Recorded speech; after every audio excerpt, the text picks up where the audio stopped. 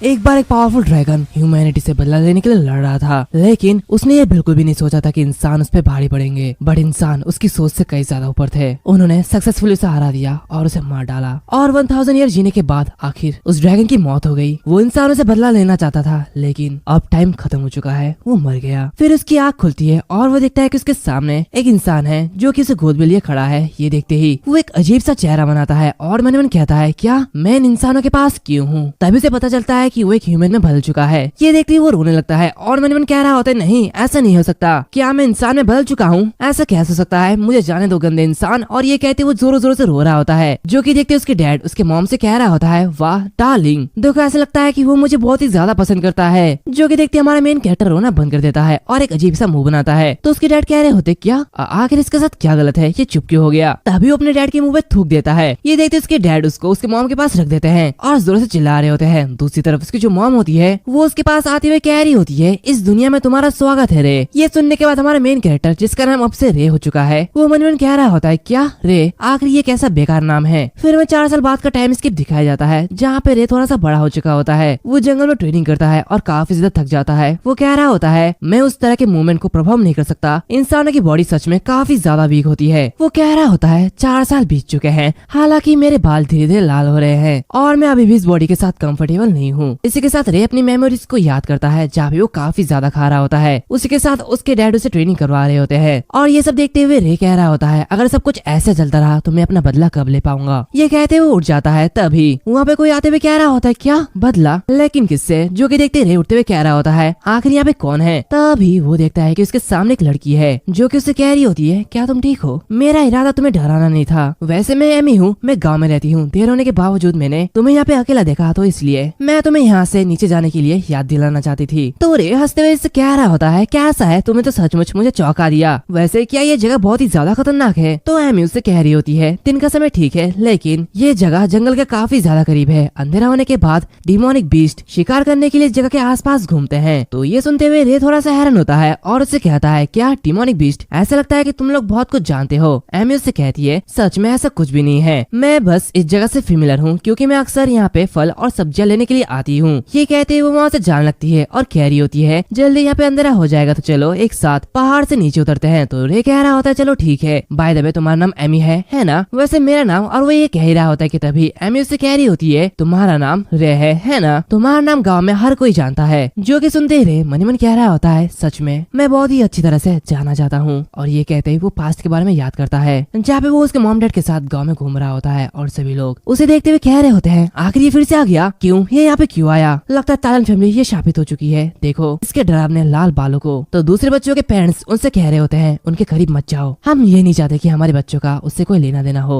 और इसी तरह इस दुनिया में रेड कलर को सबसे ज्यादा अशुभ माना जाता है, क्योंकि उनके लेजेंड कहते हैं कि पूरी मैजिक वर्ल्ड पर एक ही सिंगल रेड ड्रैगन रूल करता था। मैनकाइंड और ड्रैगन काइंड के बीच ये वॉर सैकड़ों नहीं बल्कि हजारों सालों से चली आ रही है। हालांकि बहुत कम लोगों ने इसे देखा और इंसान उस लेजेंडरी रेड ड्रैगन को बुराई का अवतार मानते थे। और हम देखते हैं कि रे ये सब सोच रहा होता है और वो मन मन कह रहा होता है, हालांकि कहानी इसी तरह चलती है। ये सच है कि मैं अपने पिछली लाइफ में बहुत लोगों से नहीं मिल पाया। वो वहाँ पे चुप खड़ा होता है, जो कि देखते ही एमी उससे कह रही होती है, रे तुम किस बारे में सोच रहे हो, चलो यहाँ से चलते हैं। तो रे उसके साथ जाने लगता है और उससे कह रहा होता है, वैसे क्या तुम यहाँ पे रोज आते हो? तो एमी उससे कह रही होती है, हाँ कभी कभी कम कभी कभी ज्यादा, यहाँ के फल सचमुच काफी ज्यादा अच्छे हैं, क्या तुम हाल में यहाँ पे अक्सर नहीं आते हो? तो रे उससे कह रहा होता है, ओ हाँ तुमने शायद मुझे आसपास देखा होगा। एमी उससे कहती है, हाँ मैं जब भी यहाँ पे फल चुनने के लिए आती हूँ मैं अक्सर तुम्हें यहाँ पे देखती हूँ, क्या तुम स्वॉर्ड का प्रैक्टिस कर रहे हो? तो रे कहता है, हाँ मैं स्वॉर्ड मास्टर बनना चाहता हूँ। तो एमी कह रही होती है, ये तो हैरानी की बात है, तुम्हारा डैड इस गाँव के सिर्फ एकमात्र स्वॉर्ड्समैन है ना? और ये कहते कहते वो गाँव की ओर जाने लगते हैं। तभी उनके सामने कुछ लोग आते हैं, जिसमें से एक बंदा कह रहा होता है, मेरी छोटी बहन से दूर रहो। एंड इस बंदे का नाम गैरी होता है, जो कि देखते ही एमी उससे कह रही होती है, गैरी ये तुम क्या करने की कोशिश कर रहे हो, उसने मेरे साथ कुछ भी नहीं किया। ये कहते ही वो रे को डिफेंड कर रही होती है। तो गैरी रे से कह रहा होता है, अगर मैंने तुम्हें फिर से इसके आसपास देखा तो मैं तुम्हें मार डालूंगा। तो बाकी के जो 2 लोग होते हैं वो उसके पास आते हुए कह रहे होते हैं, ये गाँव छोड़कर हमारी मदद करो, तुम एक शापित इंसान हो और हमारे लिए सिर्फ एक पनौती हो, तो हमारा कुछ भला करो। जो कि सुनते ही रे बिल्कुल चुप रहता है। वो लोग कह रहे होते हैं, अरे हाँ तुम्हारे मॉम डैड उन्हें भी यहाँ से बाहर निकल जाना चाहिए, तुम जैसा बच्चा पैदा करके उन लोगों ने बड़ी गलती की है। एंड ये सब सुनते हुए रे को बिल्कुल भी बर्दाश्त नहीं होता और वो काफी तेजी से उनकी तरफ आते हुए उन्हें पंच करता है। लेकिन तभी वहाँ पे गैरी आ जाता है, बट उसके पंच से गैरी काफी ज्यादा दूर जाके गिरता है। रे उससे कह रहा होता है मेरे रास्ते से हट जाओ, मैं उस इंसान को पीटना चाहता हूँ जिसने मेरे मॉम डैड को बेइज्जत किया। तो गैरी अपने हाथ को हिलाते हुए कह रहा होता है अगर तुम पर हमला हो जाए तो तुम शिकायत मत करना, तुम वो इंसान हो जिसने ये शुरू किया। इसी के साथ वो अपने साथियों से उसका स्वॉर्ड लेता है और कह रहा होता है मैं तुम्हारे इस बेकार सी जिंदगी को नहीं लेना चाहता। तब मियामी कह रही होती है हे गैरी रुक जाओ, तुम ऐसा मत करो। तो गैरी अपने स्वॉर्ड को फेंकते हुए कह रहा होता है तुम्हारे ये वर्ड्स तुम पर भी काफी ज्यादा काम करता है, मैं भी तुम्हें मारना नहीं चाहता। ये कहते वो हैंड टू हैंड फाइट करने के लिए रेडी हो जाता है और उससे कहता है तुम सभी एक ही टाइम पर मेरी तरफ आ सकते हो, मुझे इसकी कोई परवाह नहीं है। फिर हम अगली सुबह विलेज का सीन देखते हैं जहाँ पे एक शॉपकीपर एक लेडी से कह रहा होता है मैडम मैंने सुना है कि तुम्हारे बच्चे ने नाइट एकेडमी में एंट्रेंस एग्जाम देने का फैसला किया है। तभी वहाँ पे रे भी चलते हुए जा रहा होता है। वो दोनों आपस में बात कर रहे होते हैं जहाँ पे वो जो लेडी होती है वो उससे कह रही होती है मेरा लड़का सच में स्वॉर्ड्समैन स्किल के लिए काफी ज्यादा प्रैक्टिस कर रहा है और उसमें एफर्ट लगा रहा है, वो काफी अच्छा कर रहा है। तभी वहाँ से रे गुजरता है जो कि देखते वो काफी ज्यादा डर जाती है। रे के वहाँ से जाने के बाद वो दोनों आपस में बात कर रहे होते हैं जहाँ पे वो शॉपकीपर कहता है मैंने सुना है कि ये बच्चा भी नाइट सिलेक्शन टेस्ट को ज्वाइन कर रहा है। तो वो लेडी कह रही होती है एवरी नाइट एकेडमी ऐसे बेकार से बच्चों को नहीं लेगी, इसे बस वहाँ से बाहर निकाल दिया जाएगा। जो कि सुनते शॉपकीपर भी हंसने लगता है। कुछ समय बाद रे अपने घर आ चुका होता है जहाँ पे उसकी मॉम से कह रही होती है रे क्या तुम घर आ चुके हो, आखिर तुम इतने लेट क्यों आए हो। तभी वो देखते है कि रे के ऊपर चोटों के निशान होते हैं जो कि देखते वो कह रही होती है रे क्या तुमने किसी से फाइट की। तो रे कह रहा होता है नहीं, ये चोट प्रैक्टिस के दौरान मुझे मिली है। तो उसकी मॉम घबराते उससे कह रही होती है मुझसे झूठ मत बोलो, क्या उन बच्चों ने फिर से तुम्हें धमकाया। तो रे कहता है नहीं बिल्कुल नहीं, मैं एक लड़का हूँ तो मैं बिल्कुल ठीक हूँ। तब इसके डैड भी वहाँ पे आते हैं और कह रहे होते हैं अच्छा तो रे भी एक आदमी है, ऐसा लगता है कि तुमने अपने स्वॉर्डशिप के स्किल को प्रैक्टिस करने में बहुत ही ज्यादा ट्राई किया है। जो कि देखते हैं उसकी जो मॉम होती है उसके डैड पे चिल्लाते हुए कह रही होती है ये सब तुम्हारी गलती है, आखिर तुम उस स्टूपिड ट्रेनिंग डमीज को हराने के लिए इसे मजबूर क्यों कर रहे हो, ये तो अभी भी एक बच्चा है। तो वो उनसे कह रहे होते हैं और मैं क्या कर सकता हूँ, अगर वो इस वुडन ट्रेनिंग डमी को नहीं हरा पाएगा तो वो अवेरियन नाइट एकेडमी में कैसे एंटर कर पाएगा। तो उसकी मॉम काफी ज्यादा गुस्सा हो जाती है और उससे कह रही होती है रे को हमारे जैसा बनने की जरूरत नहीं है, वो फ्यूचर में अपना बिजनेस कर सकता है। तो उसके डैड हंसते हुए कह रहे होते हैं लेकिन मेरा बेटा ये स्किलफुल है, भले ही वो एक मैजिशियन नहीं बन सकता, मुझे यकीन है कि वो फिर भी एक स्वॉर्डमैन बन सकता है। ये सुनते उसकी जो मॉम होती है वो उसके डैड को पीटने लगती है जो कि देखते रे चुपचाप खाना खाने लगता है। वो मन ही मन कह रहा होता है हालांकि मेरे पेरेंट्स दोनों ही काफी ज्यादा रेयर एडवेंचरर्स है, लेकिन मुझे नहीं लगता कि मुझे उनके टैलेंट विरासत में मिली है, यहाँ तक कि मेरे पास कोई भी टैलेंट नहीं है।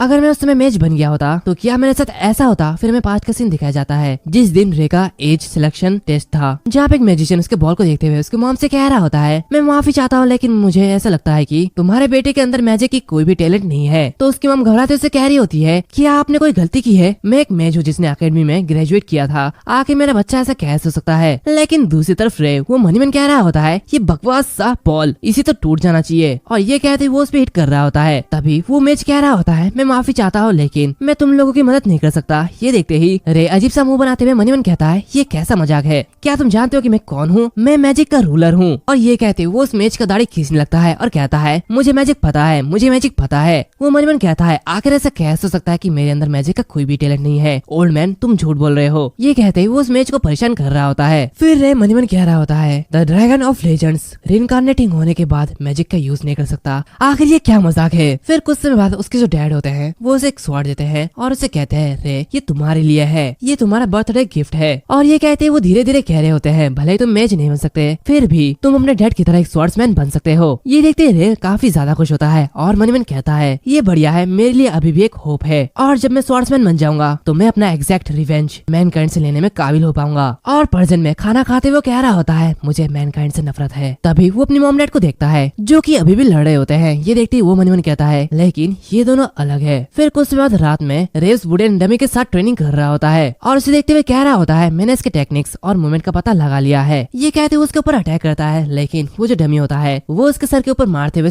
इजीली हरा देता है। तो रे कह रहा होता है थत्तेरे की मुझे पहले ही वहाँ से निकलने का एक साफ रास्ता मिल गया था लेकिन मेरी बॉडी ये से पकड़ नहीं पाई, क्या मैं सच में स्वॉर्ड्समैन बन पाऊंगा। ये कहते वो थोड़ा सा उदास होता है और कुछ समय पहले की बातों की याद करता है जहाँ पे वो गैरी का सामना कर रहा था। गैरी उसके ऊपर अपने सिक्के का थैली मारता है और उससे कहता है तुम्हें अभी लंबा रास्ता तय करना है, स्वॉर्ड्समैन बनने का सपना देखना बंद करो और जो तुम्हारे लेवल को सूट करे वैसा ही कुछ ढूंढो, तुम बस बेकार हो। और फिर प्रेजेंट में दूसरी तरफ गैरी के घर का सीन दिखाया जाता है जहाँ पे गैरी एमी से कह रहा होता है फ्यूचर में तुम्हें उससे दूर रहना होगा, ये श्योर करो कि तुम उस लाल बालों वाले बेकार से इंसान से दूर रहोगे और अगर वो तुम्हारे पास आता है तो मैं उसे सबक सिखाऊंगा। तो एमी चिल्लाती हुई उससे कह रही होती है ये सब करना बंद करो, मैं तुमसे नफरत करती हूँ। ये कहते वो उसे मारते हुए वहाँ से चले जाती है। तभी वो अपने हाथों को देखता है जो कि थोड़ा सा कटा हुआ होता है। ये देखती वो काफी ज्यादा होता है और कहता है डेंट क्या ये उसने तो नहीं किया। सीन चेंज होता है, हम देखते हैं कि रे अभी ट्रेनिंग करने के लिए उस जंगलों की तरफ जा रहा होता है। तभी वो अपने सामने एमी को देखता है जो कि देखते ही वो थोड़ा सा हैरान होता है। एमी वहाँ पे थोड़ा सा घबराई हुई होती है और इधर उधर देखते हुए रे की तरफ इशारा करती है और उसे गुड मॉर्निंग कहती है। तो रे उससे कह रहा होता है क्या तुम यहाँ पे मेरा वेट कर रहे थे। तो एमी उससे कह रही होती है मैं यहाँ पे माफी मांगने के लिए आई हूँ, प्लीज मुझे माफ कर दो। तभी रे अपने शॉट को लेते हुए आगे बढ़ता है और इधर उधर देखने लगता है कि कोई है तो नहीं, और वो कह रहा होता है ये कहने की कोई भी जरूरत नहीं है, इसमें तुम्हारी गलती नहीं थी। तो एमी उससे कह रही होती है लेकिन वो गैरी। रे कहता है नहीं मैं बिल्कुल अच्छा नहीं था। तो एमी रोने लगती है। ये देखते रे मन मन कह रहा होता है इंसान ये सच में एक परेशानी है। तो रे कह रहा होता है ठीक है और वो उस एप्पल को लेते हुए मन मन कहता है मुझे लगता है कि मुझे इंसानों की तरह बिहेव करना चाहिए। ये कहते वो उस एप्पल को खाने लगता है और कहता है मैंने तुम्हारे माफी को एक्सेप्ट कर लिया है। वो एमी को देखते हुए मन मन कह रहा होता है इंसान ये सच में काफी ज्यादा सेंसिटिव होते हैं। वो रोते हैं और उसी के साथ वो हंसते भी है। फिर हमें रे का घर का सीन दिखाया जाता है जहाँ पे कुछ लोग आए हुए होते हैं। वहाँ पर रे के डैड चिल्लाते हुए उस सोल्जर से कह रहे होते क्या विलेजर्स के पास के सभी लोगों पर उस चीज से हमला किया गया था। तो सोल्जर कह रहा होता है हाँ अभी तक कोई भी साफ रिपोर्ट नहीं मिला है, लेकिन कोई पहले इन्फेक्टेड हो चुका है, उसमें से ज्यादातर अभी बेहोश है और ये बताने के काबिल नहीं है कि क्या हुआ, इसीलिए हमें इन्वेस्टिगेशन करने के लिए तुम्हारी मदद चाहिए। तो रे की मॉम कह रही होती है वो चीज अभी तक इंसानों के रहने वाले जगह पे नहीं पहुंचे हैं और ये एक एबनॉर्मल चीज है, तो मुझे भी ज्वाइन होने दो। तभी रे के फादर कह रहे होते हैं डार्लिंग तुम्हें चिंता करने की कोई भी जरूरत नहीं है, ये बस एक इन्वेस्टिगेशन मिशन है और इसके अलावा रे जल्द ही एग्जाम देने वाला है, तो हम में से किसी को तो उसकी देखभाल करने के लिए यहाँ पे रहना होगा। तो रे की मॉम कह रही होती है जैक, लेकिन तभी जैक उससे कह रहा होता है ये सब कुछ ठीक हो जाएगा, मैं जल्दी वापस आ जाऊंगा। रे की मॉम कह रही होती है ठीक है मैं समझ चुकी हूँ, लेकिन तुम प्लीज सावधान रहना।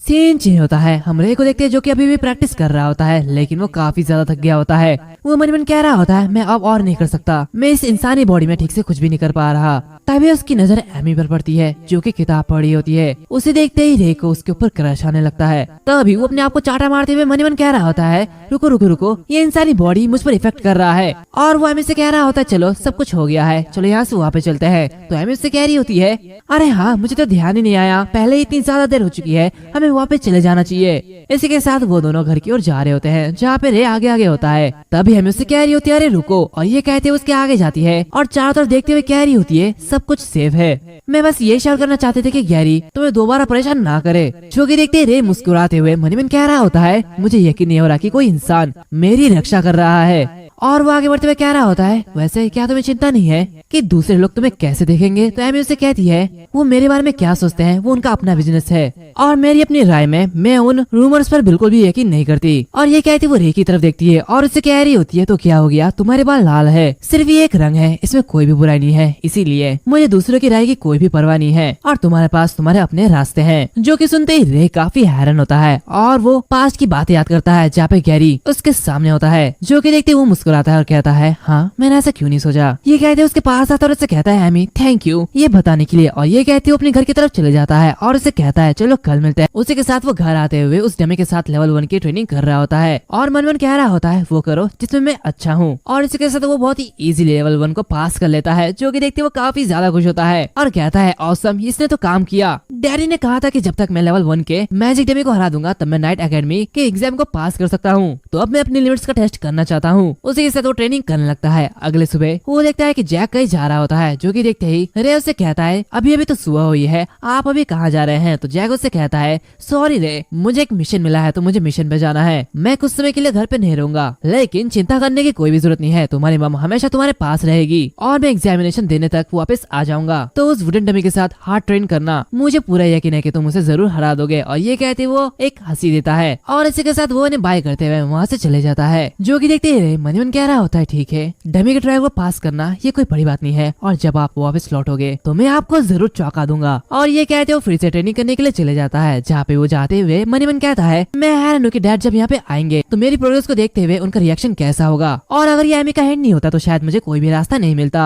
वो सांस लेते हुए कहता है अब मुझे पता है कि किसी भी चीज की आशा करना कैसा लगता है और किसी के लिए ग्रेटफुल होना ये कैसा लगता है। इमोशनली मैं धीरे धीरे इंसानों की तरह बनते जा रहा हूँ। इंसान काफी ज्यादा एनोइंग हो सकते हैं, लेकिन ये तीनों काफी ज्यादा बेहतर है। ये कहते वो अपने मॉम डैड और एमी को याद कर रहा होता है। वो आगे बढ़ते जाता है, लेकिन उसे अभी तक एमी नहीं मिली होती। जो कि देखती वो कह रहा होता है क्या आज वो लड़की नहीं आई, लेकिन तभी वो हैरान होते हुए कह रहा होता है क्या मैं उसके यहाँ पे आने के लिए इतना ज्यादा एक्साइटेड क्यों हो रहा हूँ। वो ऐसे भी अच्छा है, अब कोई भी मेरे ट्रेनिंग में दखल नहीं देगा। हाँ ये बिल्कुल सही है, आज मैं जी लगा के ट्रेनिंग करूंगा। और वो मन मन कहता है मैं आज के बाद फिर कभी भी ह्यूमन इमोशन में करप्टेड नहीं हूँगा, क्योंकि मैं ग्रेट रेड ड्रैगन हूँ। और फिर शाम हो जाती है, वो लेटा हुआ होता है, तभी उठते हुए कह रहा होता है क्या ये तो काफी ज्यादा लेट हो चुका है, मुझे जल्दी घर जाना होगा। ये कहते वो घर जाने लगता है और एमी को याद कर रहा होता है। तभी वो आगे देखता है कि वहाँ पे बहुत सारे लोग होते हैं और वो लोग किसी को ढूंढ रहे होते हैं। जहाँ पे एक आदमी दूसरे बूढ़े आदमी से कह रहा होता है क्या तुमने मेरे बच्चे को देखा, पता नहीं वो कहाँ चले गया। और ये जो बंदा होता है ये गैरी और एमी का फादर होता है। तो वो जो वेपन शॉप ओनर होता है वो कह रहा होता है हाँ ये बिल्कुल सही है, वो कुल मिला के 4 थे और वो आज सुबह सुबह वेपन्स खरीदने के लिए मेरी दुकान पे आए और मैंने उनके मुंह से सुना था कि वो सुनहरा बाल वाला लड़का वो फॉरेस्ट में एंटर करने वाला है और डिमोनिक बीस्ट को हंट करना चाहता है। लेकिन इसके बाद मुझे पता नहीं कि वो दोनों कहाँ गए। जो कि सुनते ही एमी के मॉम डैड काफी ज्यादा घबरा जाते हैं। तभी बॉब और कायले की जो मदर होती है वो चिल्लाते उस बूढ़े आदमी से कह रही होती है वो तो बस एक बच्चे थे, आखिर तुमने उन्हें फॉरेस्ट में कैसे जाने दिया, आखिर तुम ऐसा कैसे कर सकते हो, तुमने उन्हें रोका क्यों नहीं। तो बूढ़ा आदमी कह रहा होता है रुको मैम, शांत हो जाओ, मुझे पता नहीं कि वो लोग एक्चुअली में क्या प्लान कर रहे थे। तभी एमी के फादर उसके मॉम से कह रहे होते हैं ये फॉरेस्ट रात में काफी ज्यादा डेंजरस हो जाता है, जल्दी से गार्ड्स को इन्फॉर्म करो, हमें जल्दी उन्हें ढूंढना होगा। रे भी वहाँ से जा रहा होता है और वो ये सब सुन लेता है। वो मन मन कहता है गैरी और उसका जो ग्रुप है क्या वो मिसिंग हो चुका है। कर्मा बहुत ही तेजी से काम करता है, जो फल उसने बोया उसे वही मिल रहा है, लेकिन अगर वो डिमोनिक मॉन्स्टर के हाथों पड़ जाते हैं और मर जाते हैं तो मुझे उन्हें अपने हाथों से मारना नहीं पड़ेगा। लेकिन एमी वो भी मिसिंग है। एमी मेरे साथ अच्छे से बिहेव करती है और इससे बदला लेने का मेरा कोई भी प्लान नहीं है, लेकिन उसका एक बेकार सा भाई है जिससे कि मुझे काफी ज्यादा नफरत है। वैसे भी ह्यूमन की लाइफ स्पैन ये काफी ज्यादा छोटी होती है, जल्दी मरना या फिर देर से मरना ये एक ही बात होती है। तभी वहाँ के जो लोग होते हैं वो लोग उन्हें ढूंढने के लिए बातें कर रहे होते हैं, बट रे उन सबको नजरअंदाज करते हुए आगे बढ़ता है। तभी उसे एमी की बात याद आती है कि तुम्हारे पास अपने खुद के रास्ते हैं, और वो वहाँ पर रुक जाता है और मन मन कहता है मेरे सीने में आखिर ये कैसा फीलिंग महसूस हो रहा है। नहीं नहीं नहीं, एमी वो इनोसेंट है, मैं उसे मरने नहीं दे सकता। ये कहती वो भी उस जंगल की तरफ एमी को ढूंढने के लिए निकल पड़ता है। हमें फॉरेस्ट के अंदर का सीन दिखाया जाता है जहाँ पे काफी सारी डिमोनिक बीस्ट की लाशें पड़ी हुई होती है। वहाँ पे बॉब और कायले की लाश भी होती है। उसी के साथ साथ जो गैरी होता है वो एमी को डिफेंड कर रहा होता है और उस मॉन्स्टर से लड़ रहा होता है। हम देखते हैं कि उसके सामने जो मॉन्स्टर है वो काफी ज्यादा बड़ा होता है। दूसरी तरफ रे काफी तेजी से भाग रहा होता है और उन्हें ढूंढ रहा होता है। वो मन ही मन कहता है ये खून की स्मेल है, क्या एमी वो खतरे में है। तभी वो आगे जाके देखता है वहाँ पे काफी सारे डीमन वुल्फ की लाशें पड़ी हुई होती है। वो कह रहा होता है थैंक्सफुली ये बस डीमन वुल्फ की लाशें हैं, और ये कहते हैं उनके लाशों को चेक करता है और मन ही मन कह रहा होता है वो जरूर पास ही में होने चाहिए। तभी उसे एमी की चिल्लाने की आवाज आती है और हम देखते हैं कि वो जो बीस्ट होता है वो गैरी को घायल कर देता है, जो कि देखते ही एमी उसे उठाने लगती है। तभी वो जो बीस्ट होता है वो काफी तेजी से उन पर जानलेवा हमला करता है। ये देखती एमी घबरा जाती है और मन मन कहती है हे भगवान प्लीज कोई हमें बचाओ। तभी अचानक वहाँ पे रे आता है जो कि उस डिमोनिक बीस्ट के मुंह पे वार करता है और उसे काफी ज्यादा जख्मी कर देता है। जो कि देखते ही एमी उसे कह रही होती है रे क्या ये तुम हो। तभी वो डिमोनिक बीस्ट रे पर हमला करता है और उसे काफी ज्यादा दूर फेंक देता है। तभी रे उठते हुए कह रहा होता है चिंता मत करो, मैं यहाँ पे मरने नहीं वाला। ये कहते वो कूदते हुए पेड़ पर चढ़ जाता है और मन मन कह रहा होता है मुझे डीमन वुल्फ को ललचाते हुए एमी से दूर ले जाना होगा। इसी के साथ वो उस डीमन वुल्फ को दूर ले जा रहा होता है, लेकिन उसकी बॉडी उसका साथ नहीं दे रही होती है। वो मन ही मन कहता है धत तेरी की ये ह्यूमन बॉडी काफी ज्यादा कमजोर है और मेरे पास एक अडल्ट डीमन वुल्फ से लड़ने का कोई भी रास्ता नहीं है। रे उस डीमन वुल्फ को दूर ले जाना तो चाहता था, लेकिन अपनी बॉडी की वजह से वो ये कर नहीं पाता। जो कि देखते ही वो एमी को प्रोटेक्ट करने लगता है और मन ही मन कह रहा होता है पास्ट में ये डीमन वुल्फ मेरे सामने कुछ भी नहीं थे, लेकिन अब बात कुछ अलग है। और वो उस डिमोनिक वुल्फ से कह रहा होता है ये इंसान मेरे हैं, तुम इन्हें छूने की हिम्मत नहीं कर सकते। तभी वो जो बीस्ट होता है वो उस पर हमला करता है। ये देखती वो मन ही मन कहता है मुझे इसकी वीक पॉइंट ढूंढनी होगी, और इसी के साथ वो उसके हमले को डॉज करते हुए उस बीस्ट के आंखों पे वार करता है, लेकिन वो बीस्ट उसे दूर फेंक देता है। रे फिर से उठता है और मन ही मन कहता है ये काफी ज्यादा बेकार है, मेरी क्लॉ ये काफी ज्यादा वीक थी जिसकी वजह से मैं बस उसके आंखों को ही डिस्ट्रॉय कर पाया। अगर मैं किसी भी तरह उसके ब्रेन पे मारूं तो वो शायद मर जाए। तभी वो बीस्ट फिर से उस पर हमला करता है, लेकिन इस बार रे के लिए लड़ना काफी ज्यादा मुश्किल हो गया था। बट वो किसी भी तरह काफी तेजी से उस वुल्फ के पैर को काट देता है और वो वुल्फ दूर जाके गिरता है, जिसकी वजह से एमी और गैरी वो दोनों भी थोड़ा दूर जाके गिरते हैं। बट वो बीस्ट अभी भी कम नहीं, वो रे के ऊपर अटैक करते जाता है और इस टाइम तक रे काफी ज्यादा घायल हो चुका था और वो अपना आखिरी अटैक काफी तेजी से करता है और इसके साथ वो उस वुल्फ को मार डालता है। जो कि देखते ही वो कहता है फाइनली मैंने ये कर लिया। इसी के साथ वो गैरी और रे को देखता है। उसकी नजर धुंधली हो रही होती है। तभी अचानक से उसके सामने एक छोटा सा बीस्ट आता है, जो कि देखते ही वो मन ही मन कहता है क्या अब ये क्या है। और इसी के साथ एक सिस्टम नोटिफिकेशन ओपन होते हुए उसे 2 रिवॉर्ड मिलते हैं, जिसमें से एक ड्रैगन की आंख और दूसरा इंटरमीडिएट डिमोनिक कोर। ये देखते ही वो थोड़ा हैरान होता है और मन ही मन कहता है आखिर ये सब यूजलेस डाटा क्या है, लेकिन मुझे अभी ये नहीं करना। इसी के साथ वो उठता है और एमी की तरफ जाते हुए मन ही मन कहता है मेरी सबसे पहली प्रायोरिटी इन्हें बचाना है, हमें जल्दी यहाँ से जाना होगा, नहीं तो इनके ब्लड और भी बीस्ट को यहाँ पे अट्रैक्ट करेंगे। ये कहते वो गैरी को उठाता है, जो कि देखते गैरी उससे कह रहा होता है क्या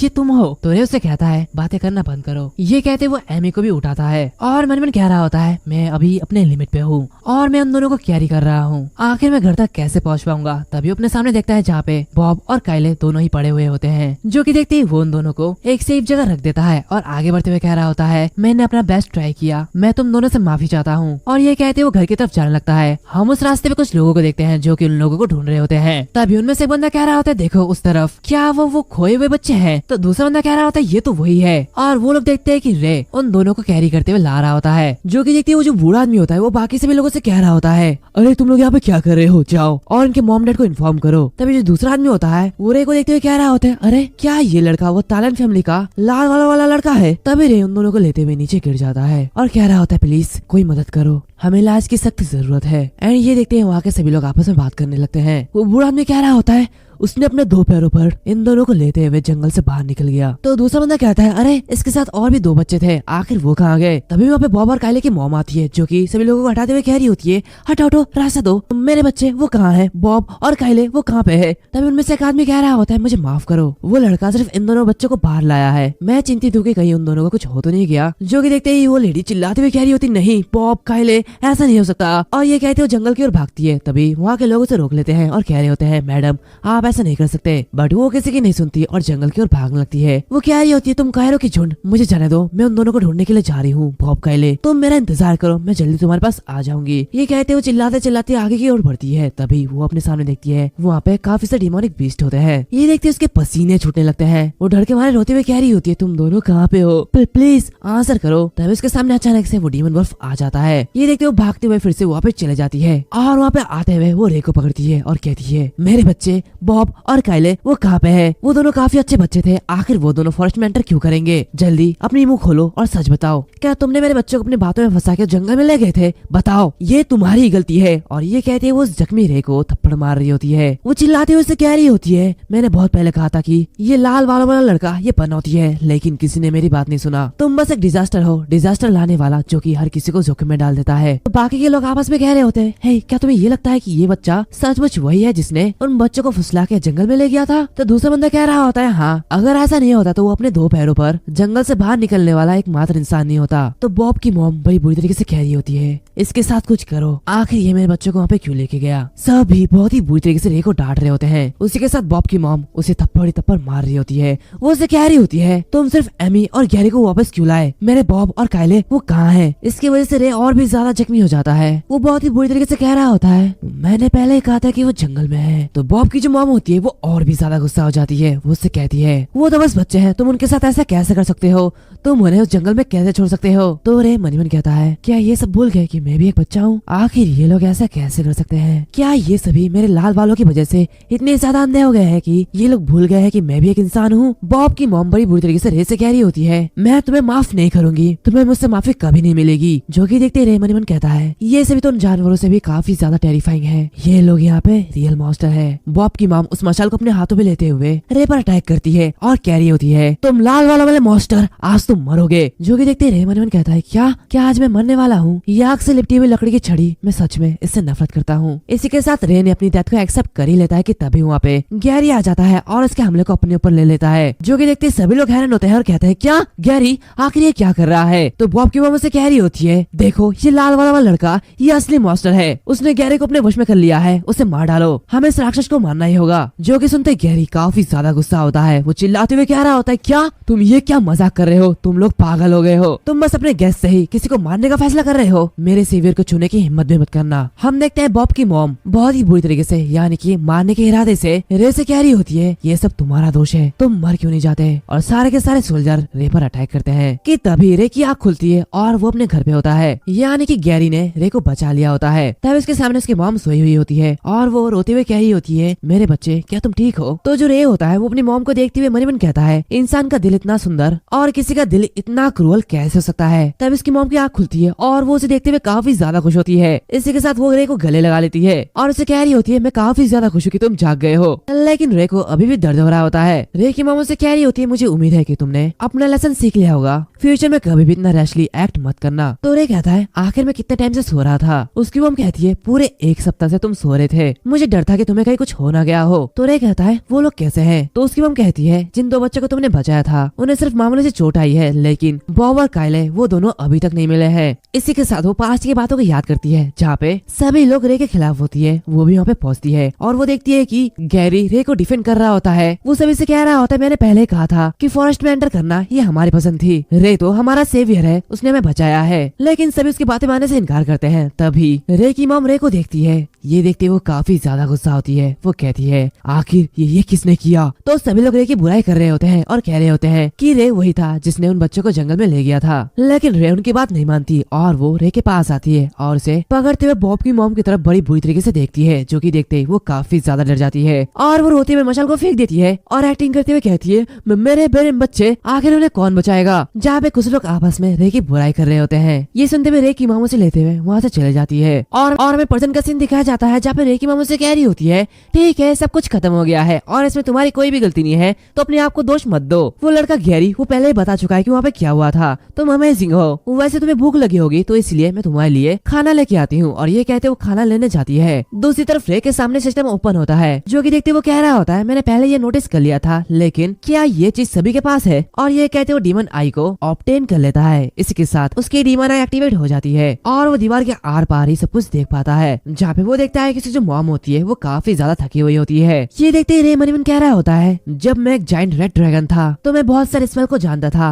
लेकिन इस लाइफ में जब मैं मैजिक एकेडमी इंटरेस्ट टेस्ट में फेल हो चुका था तो मैंने सोचा था कि मुझे कोई भी चांस नहीं मिलेगा, लेकिन ये वापस आ चुका है। इसे देख के लगता है कि मैं अपनी स्किल को वापस पा सकता हूँ। उसके साथ उसे इंटरमीडिएट डीमन बीस्ट क्रिस्टल मिलता है, जो कि देखते ही वो मन ही मन कह रहा होता है, क्या ये मुझे उस इंटरमीडिएट डीमन वुल्फ को मारने के बाद मिला? तभी वहाँ पे कहीं से धुआं आ रहा होता है, जो कि देखते वो कहता है, क्या ये धुआं ये कहाँ से आ रहा है? तभी हम बाहर देखते हैं जहाँ पे वो देखता है कि उसके घर में आग लग चुकी है और गाँव के लोग चिल्ला रहे होते हैं और कहते हैं, देखो इसके घर में आग लग चुकी है। ये देखते रे की वो वहाँ पे आती है और रे को हटाते हुए अपने मैजिक का यूज करती है और उस आग को बुझाने लगती है। दूसरी तरफ रे अपनी ड्रैगन आई के जरिए वो आके लोगों को देख रहा होता है। तभी उसे पता चलता है कि ये सब करने वाला कोई और नहीं बल्कि बॉब और काइले की मॉम होती है। दूसरी तरफ रे की मॉम अपनी मैजिक का यूज करते हुए बड़ी मुश्किल से उस आग को बुझा देती है, लेकिन वहाँ के जो लोग होते हैं वो लोग कह रहे होते हैं, देखो ये सब फिर से हुआ, अगर वो लड़का यहाँ पे रहना जारी रखता है तो ये विलेज जल्दी तबाह हो जाएगा। तभी रे की मॉम से कह रही होती है, रे क्या तुम डर गए हो? लेकिन रे कुछ भी नहीं कहता। तभी वो हंसते हुए कहता है, हाँ हाँ मैं ठीक हूँ, चलो घर की तरफ चलते हैं। और वो मन ही मन कहता है, ये इंसान हमारा घर जला देना चाहते हैं, वो ये चाहते हैं कि हम आग से जल के मर जाए, वह हमें मारना चाहते हैं, लेकिन मैं अपना बदला लूंगा। और इसके साथ वो अगले दिन ट्रेनिंग करने के बहाने मग लेते हुए उस जंगल की ओर आगे बढ़ जाता है और अपनी ड्रैगन आई को एक्टिवेट करता है, जिसके जरिए वो वहाँ के सारे डिमोनिक बीस्ट को इजीली देख पा रहा होता है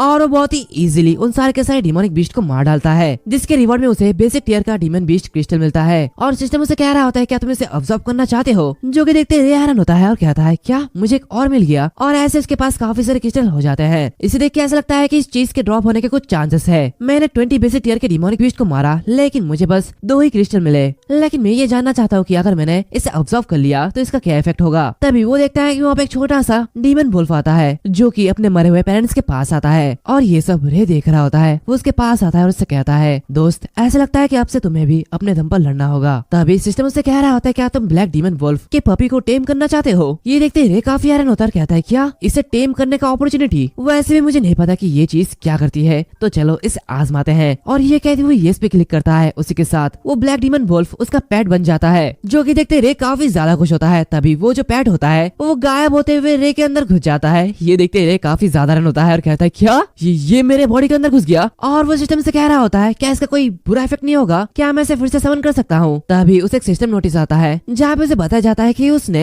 1000 स्किल में से 2 स्किल को अनलॉक कर दिया है, जो कि बीस्ट टेमिंग है। जो कि देखते ही वो कहता है मुझे लगता है कि मैं किसी तरह का एक नया स्किल हासिल करने में कामयाब रहा। वैसे गाइस मुझे थोड़ी सी सर्दी हो चुकी है, तो अगर आवाज थोड़ी अजीब आए तो माफ कर देना। तो चलो आगे बढ़ते हैं। रे कह रहा होता है मुझे इसके बारे में बाद में देखना चाहिए, सबसे पहले मुझे अपना काम पूरा करना होगा। और ये कहते ही वो अपनी ड्रैगन आई को एक्टिवेट करता है और बॉब और काइले को ढूंढ रहा होता है। तभी उन्हें उन दोनों की लोकेशन मिल जाती है, जो कि देखते ही वो उस गुफा में पहुंच जाता है। और वहाँ पे पहुंचते ही वो देखता है कि बॉब और काइले की लाश वहाँ पे पड़ी हुई होती है। ये देखते ही वो उनके कपड़े को और खून को उस बाल्टी में भरते हुए वापस घर चले आता है, जहाँ पे उसकी माँ उसे डांट रही होती है और उससे कहती है तुम्हारी चोट अभी तक ठीक नहीं हुई है, तुम ट्रेनिंग क्यों कर रहे हो? तो रे उसे कह रहा होता है ठीक है मुझे पता है कि मैं ठीक हूँ, लेकिन मॉम तुम इतने चिड़चिड़ी क्यों हो गई हो? ये सुनते उसकी मॉम से कह रही होती है सीरियसली तुम मेरे बातों का जवाब देना सीख गए हो? आखिर तुम इतने गंदे कब हो गए हो? वैसे भी मुझे सचमुच नहीं पता कि तुम्हारे साथ क्या करना है। 2-3 दिन के बाद तुम्हारे डैड वापस आ जाएंगे, तो तुम उनके साथ ट्रेनिंग कर सकते हो। ये सुनते ही रे काफी ज्यादा खुश होता है और कंबल को फेंकते हुए कहता है वास्तव में ये तो कमाल है, मैं अपने ट्रेनिंग का रिजल्ट दिखाने का इंतजार नहीं कर सकता। तब इसकी मॉम चिल्लाते हुए कह रही होती है अपने कंबल को ठीक से पहनो। और फिर हमें आधी रात का सीन दिखाया जाता है जहाँ पे रे अभी भी जागता है और वो उस बाल्टी को लेते हुए बॉब और काइले के घर के सामने चले जाता है और उनके दरवाजे को नॉक करता है, जो कि देखते ही बॉब की मॉम नीचे आती है और कह रही होती है आखिर ये कौन है जो कि दरवाजा खटखटा रहा है, कि क्या ये बॉब और काइले है? ये कहते वो दरवाजे को खोलती है। तभी वो देखती है कि वहाँ पे काइले की शर्ट होती है, जो कि देखते ही वो काफी ज्यादा हैरान होती है और इसको पकड़ते हुए कहती है ये तो काइले की शर्ट है। तभी वो पैरों के निशान देखती है और वो उसका पीछा करते हुए जंगल की ओर भागने लगती है। वो कहती है बॉब और काइले मैं जल्दी तुम्हें लेने के लिए आ रही हूँ। और वो इस तरह आगे बढ़ते हुए घने जंगल में चले जाती है, जहाँ पे वो काफी ज्यादा घबरा रही होती है और कहती है नहीं शायद मुझे अंदर नहीं जाना चाहिए। तभी अपने सामने बॉब के कपड़े को देखती है, जो कि देखती है वो आगे की तरफ भागने लगती है। तभी रे उस खून की बाल्टी को उसके ऊपर फेंक देता है, जिससे कि वो बहुत ही ज्यादा डर जाती है और कहती है ये कौन है, ऐसा करने वाला कौन है? तभी रे उसके सामने आता है। ये देखती वो कहती है हाँ मैं जानती थी ये सब करने वाला तुम ही हो, तुम सच में एक मॉन्स्टर हो, मेरे बच्चों को वापस करो। तभी वो देखती है कि रे के पीछे काफी सारे डिमोनिक बीस्ट होते हैं और वो चारों तरफ से डिमोनिक बीस्ट से घिर चुकी होती है। वो डर के मारे चिल्ला रही होती है, लेकिन वो सारे के सारे बीस्ट उसे मार डालते हैं। अगले दिन हम देखते हैं कि गांव के कुछ लोग आपस में कह रहे होते हैं हे क्या तुमने सुना? तो दूसरा बंदा कह रहा होता है हाँ मैंने सुना, वो कर्स सच में एग्जिस्ट करता है, ये काफी ज्यादा डरावना है, हमें फ्यूचर में टैलेंट फैमिली को नहीं उकसाना चाहिए। तभी उनके सामने से रे गुजरता है। ये देखते ही वो लोग और भी ज्यादा डर जाते हैं। वो डरते हुए रे से कह रहे होते हैं चिच्ची गुड मॉर्निंग, क्या तुम फिर से ट्रेनिंग करने जा रहे हो? तुम तो सच में काफी ज्यादा हार्ड वर्किंग हो। जो कि देखते रे आगे की तरफ बढ़ जाता है और मन मन कहता है ऐसा लगता है कि वो अफवाह चारों ओर फैल चुकी है। और वो एक इविल से ऐसी देते हुए कह रहा होता है लेकिन मुझे ये पसंद है। इसी के साथ वो घर आता है, जहाँ पे देखता है कि वहाँ पे काफी सारे लोग होते हैं। जो कि देखते वो खुश होते हुए कहता है डैड क्या तुम वापस आ गए? तभी वो देखता है कि उसके जो डैड होते हैं वो काफी ज्यादा बीमार पड़े हुए होते हैं। ये देखते वो हैरान होता है और चिल्लाते हुए कहता है क्या डैड को क्या हो गया? तो उसकी मम्मी से कह रही होती है तुम्हारे डैड बीमार है। और ये कहते वो रो रही होती है। जो कि देखते रे अपनी ड्रैगन आई को एक्टिवेट करता है और अपने डैड के बॉडी के अंदर देखने लगता है। जो कि देखते वो कह रहा होता है आखिर ये चीज क्या है? यहाँ तक कि जब मैं रेड ड्रैगन था तब भी मैंने ऐसी सिचुएशन पहले कभी नहीं देखी। तभी जैक कहता है शैडो हर किसी को मार डालेगी वो शैडो। तो वहाँ के जो सोल्जर होते हैं वो लोग कह रहे होते हैं मुझे माफ करना, उसने शैडो प्लस के साथ कांटेक्ट कर लिया है। एक विलेजर को प्रोटेक्ट करते समय शैडो बीच ने उस पर अटैक कर दिया था। जो कि सुनते रे मनी मन कहता है क्या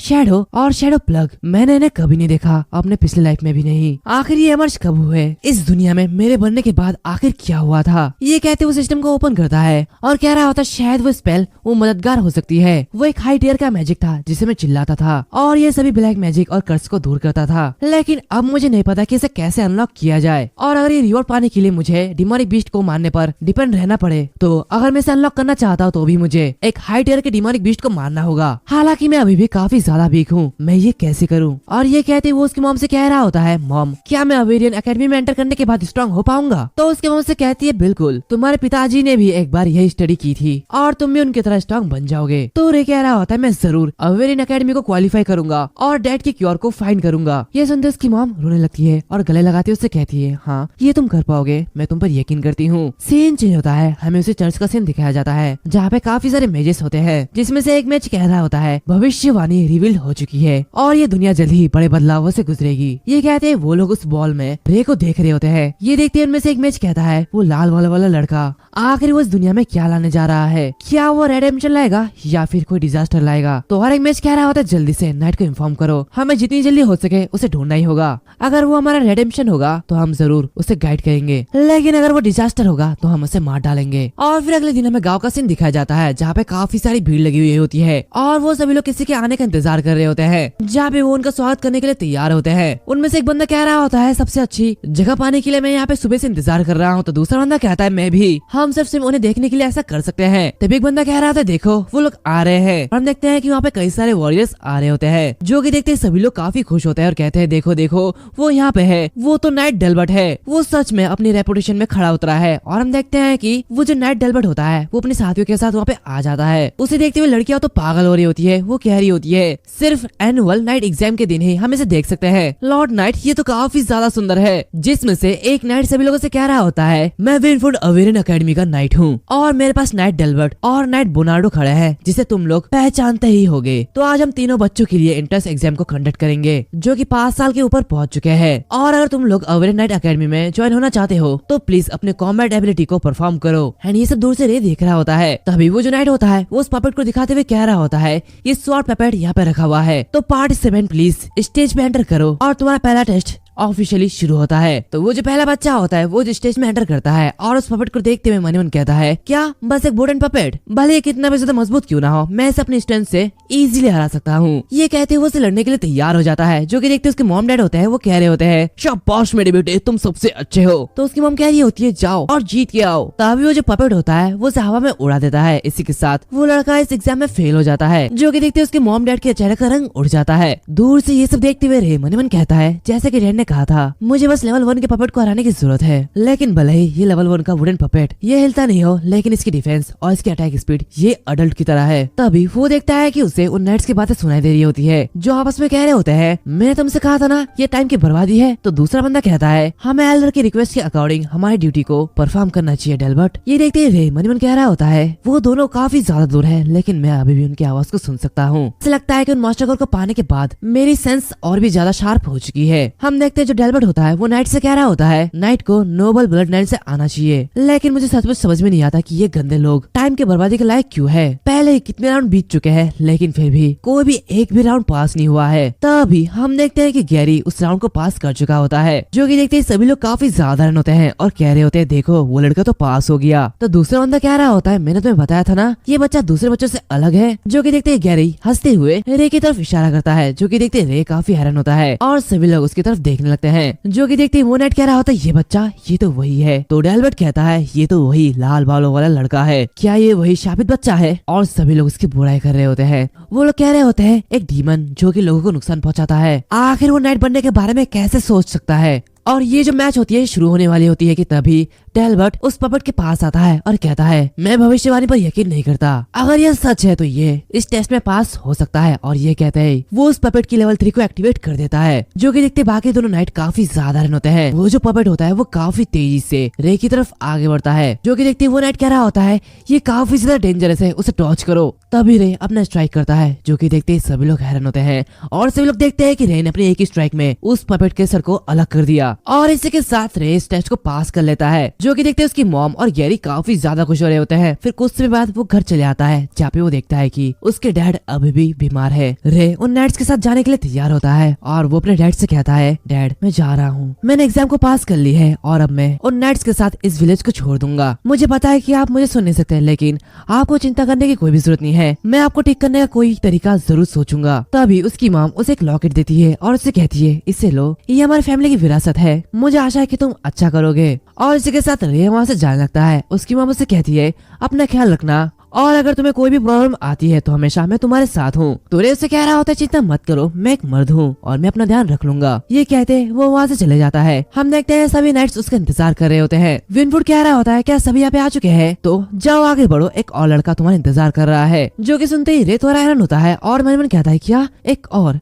ये कहते ही वो उस बैलगाड़ी में चले जाता है, जहाँ पे वो देखता है कि वहाँ पे गैरी है और वो मन कहता है जैसे कि एक्सपेक्टेड था ये वही है, मतलब कि सिर्फ मैं और गैरी ही पास हुए हैं। और वो दोनों एक दूसरे के उल्टा मुंह करके हुए बैठ जाते हैं, जहाँ पे गैरी काफी ज्यादा शर्मिंदा होता है। वो लोग आगे बढ़ते हैं जहाँ पे गैरी हिचकिचाते हुए कह रहा होता है मुझे माफ कर दो, जब मैंने तुम्हें हराया तो मैंने बहुत ही ज्यादा रूड कहा था, मैं एक इडियट हूँ तो मुझे माफ कर दो। तो रे उससे कहता है इसके बारे में भूल जाओ, तुम बस 5 साल के बच्चे हो, वैसे भी तुमने मुझे पहले बचाया था, तो इसे एक जैसा ही मानते हैं। ये सुनते गैरी उससे कहता है तुम तो ऐसे कह रहे हो जैसे कि तुम 5 साल के नहीं हो। तो रे हंसते हुए कह रहा होता है अरे अरे वो वैसे एमी कहाँ है, वो आज तुम्हें विदा करने के लिए नहीं आई। तो वो उससे कह रहा होता है क्या एमी ने तुम्हें ये नहीं बताया कि वो रावलैंड अकेडमी में गई है? जो कि सुनते रे थोड़ा हैरान होता है और कहता है क्या रावलैंड अकेडमी? और वो मन कहता है लेकिन एमी ने तो मुझे कभी नहीं बताया कि उसके पास मैजिक टैलेंट भी है। तभी वो जो नाइट्स होते हैं वो रुक जाते हैं, जो कि देखते ही रे और गैरी काफी ज्यादा हैरान होते हैं। गैरी बाहर निकलते हुए कह रहा होता है देखो यहाँ पे काफी सारा स्मोक है, आखिर यहाँ पे क्या हुआ?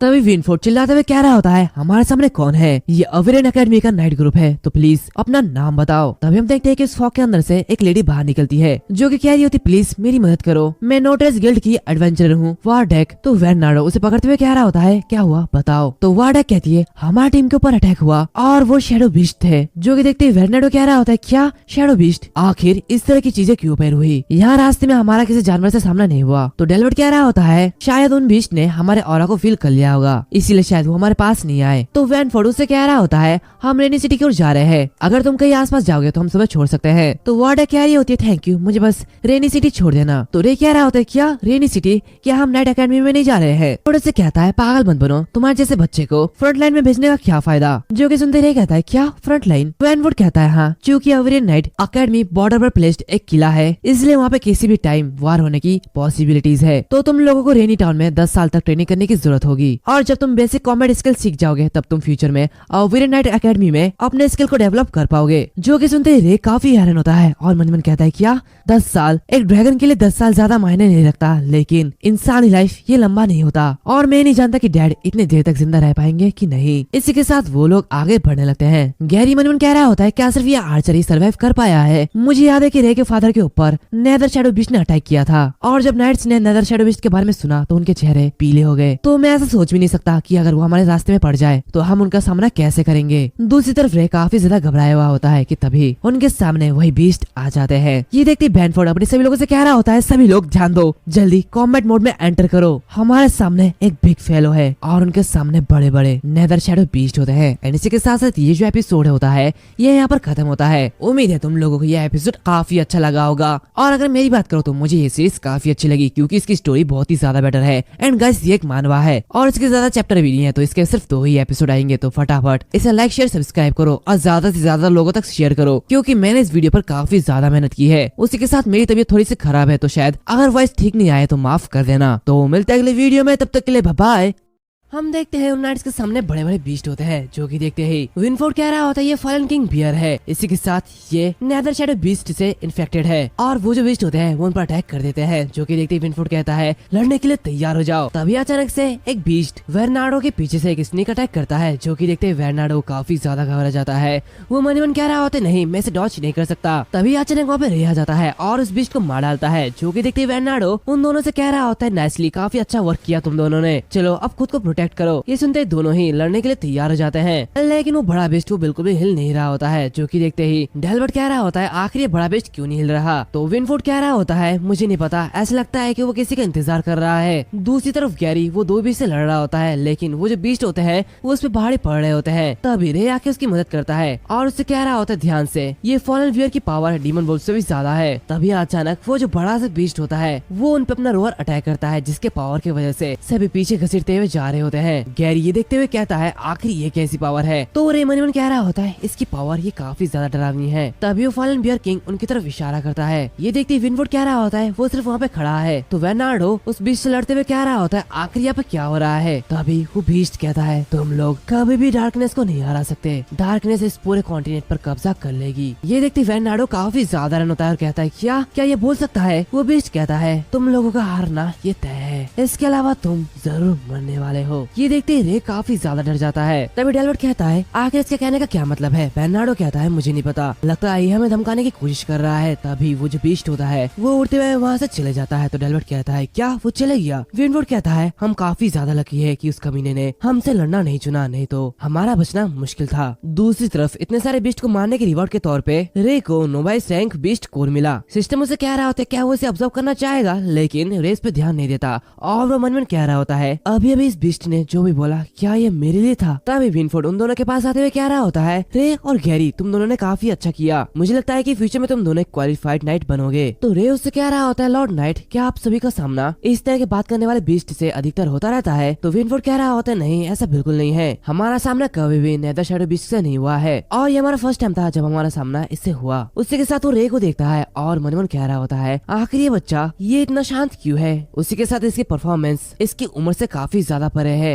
लेकिन दूसरी तरफ डेल्बर्ट वो रे को बुरी तरीके से देख रहा होता है। इसी के साथ कुछ समय बाद वो सभी रेनी टाउन में पहुंच जाते हैं। विनफोर्ड वहाँ पे जाते हुए देखता है कि वहाँ पे कई सारे सोल्जर्स तैनात है, जो कि देखते ही वो कह रहा होता है आखिर यहाँ पे इतने ज्यादा ये काफी ज्यादा अजीब है, यहाँ के गार्ड्स रोज के मुकाबले ज्यादा क्यों है। और ये कहते हुए गार्ड से कह रहा होता है सिक्योरिटी इतनी अचानक क्यों बढ़ गई है। तो वो गार्ड कह रहा होता है एल्डर किंगडम ने एम्बर अलर्ट जारी किया है और पूरे शहर को मार्शल लॉ के तहत रखा गया है। तो वो मन कह रहा होता है क्या एम्बर अलर्ट, क्या ये पहले से सीरियस है। ऐसा लगता है कि ये कॉन्टिनेंट पहले ही बहुत ही खतरे में है। ये कहते हुए रे को देखता है और मन कहता है क्या वो लोगों को मुक्ति दिलाने के लिए चुना जाएगा। दूसरी तरफ रे मन कह रहा होता है डैड मैं जल्दी नाइट बन के वापस आऊंगा, सब शुरू हो गया है बस मेरा इंतजार करो। इसी के साथ हमें 10 साल का टाइम स्किप दिखाया जाता है जहाँ पे क्लासरूम में एक टीचर सभी स्टूडेंट से कह रही होती है हालांकि कई नाइट्स मैजिक का यूज नहीं कर सकते लेकिन वे एक तरह की एबिलिटी को समझ सकते हैं, क्या कोई बता सकता है कि ये किस तरह की एबिलिटी है। तो गैरी अपने हाथ को ऊंचा करते हुए कह रहा होता है ये क्यूआई है और क्यूआई को कल्टीवेट करने से ये हमारे बॉडी को स्ट्रॉन्ग बनाता है और हमारे सेंस को और भी ज्यादा सेंसिटिव कर देता है। इसी के साथ ये कुछ ही समय में इंसानों के लिमिट को तोड़ देता है, जो कि देखते वो टीचर काफी ज्यादा खुश होती है और कहती है ऐसा लगता है कि जैसे तुमने पूरी तैयारी कर ली है। तो क्या कोई बता सकता है कि 15 साल की उम्र के बाद क्यूआई कल्टीवेट करना क्यों जरूरी है। ये कहते वो रे को पुकारती है। अभी गैरी को पता चलता है कि रे वहाँ से गायब है, जो कि देखते वो काफी ज्यादा रन होता है और मन कहता है क्या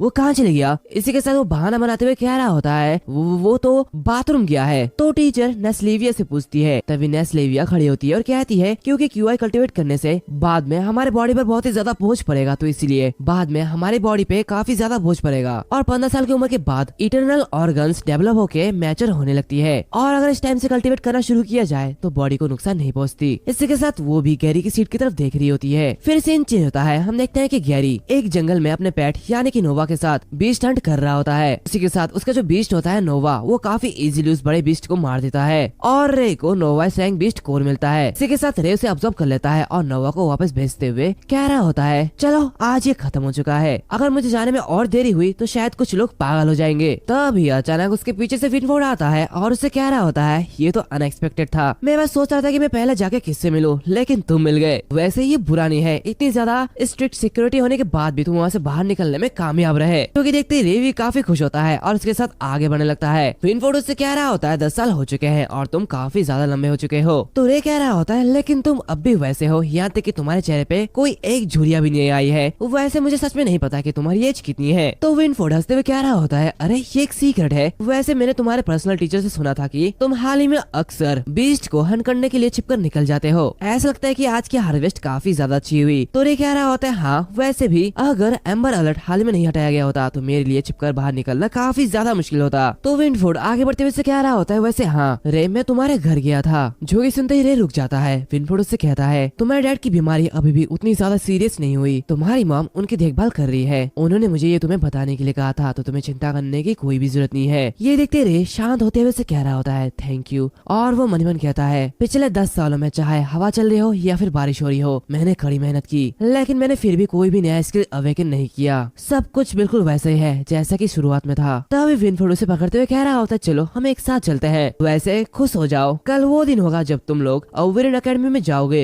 और ये कहते वो आगे बढ़ने लगता है और रेनी टाउन में एंटर कर जाता है। तभी हम वहाँ पे दो लोगों को देखते हैं, जहाँ पे एरन एक गार्ड से कह रहा होता है क्या तुम्हें पता नहीं है मेरा मतलब क्या है? तो वो गार्ड कह रहा होता है एम्बर अलर्ट रिमूव हो चुका है, तो इसलिए कोई भी रीजन नहीं है कि हम उसे रोके, और वैसे भी वो एक बच्चा है तो वो कहाँ जाएगा। तो एरन गुस्से होते हुए से कह रहा होता है मैं तुम्हें पहले कई बार कह चुका हूँ, वो खास है, तुम्हें उसका हर पल ध्यान रखना चाहिए। तभी पीछे से विनफोर्ड आता है और कह रहा होता है एरन तुमसे मिलकर अच्छा लगा। ये देखते एरन काफी हैरान होता है और उससे कहता है हे विनफोर्ड तुम कब आए? तभी वो रे को देखता है और उसे मारते हुए कह रहा होता है तुम बेवकूफ, तुम कहाँ चले गए थे? मैं तुम्हें कई बार कहा था कि मेरी नजर से दूर मत जाना। ये कहते वो रे का सर सुझा देता है, जो कि देखते रे उससे कह रहा होता है एम्बर अलर्ट हटाए हुए 1 महीना हो गया है, तो मेरा बाहर जाना नॉर्मल है। और इसी के साथ दोनों ही लड़ाई करने लगते हैं। तो विनफोर्ड उन दोनों को रोक रहा होता है। फिर कुछ समय बाद रेनी टाउन प्लाजा में सभी लोगों को गैदर किया जाता है और बताया जाता है कि सारे स्टूडेंट प्लाजा में गैदर हो जाए, जहाँ पे सारे स्टूडेंट गैदर भी हो जाते हैं। तभी गैरी रे को देखते हुए कह रहा होता है आज तुम बहुत ही जल्दी आ गए, क्या तुम पकड़े गए थे? तो रे कह रहा होता है आज का दिन बस बेकार था। और वहाँ पे नस्लेविया रे को घूर रही होती है। तभी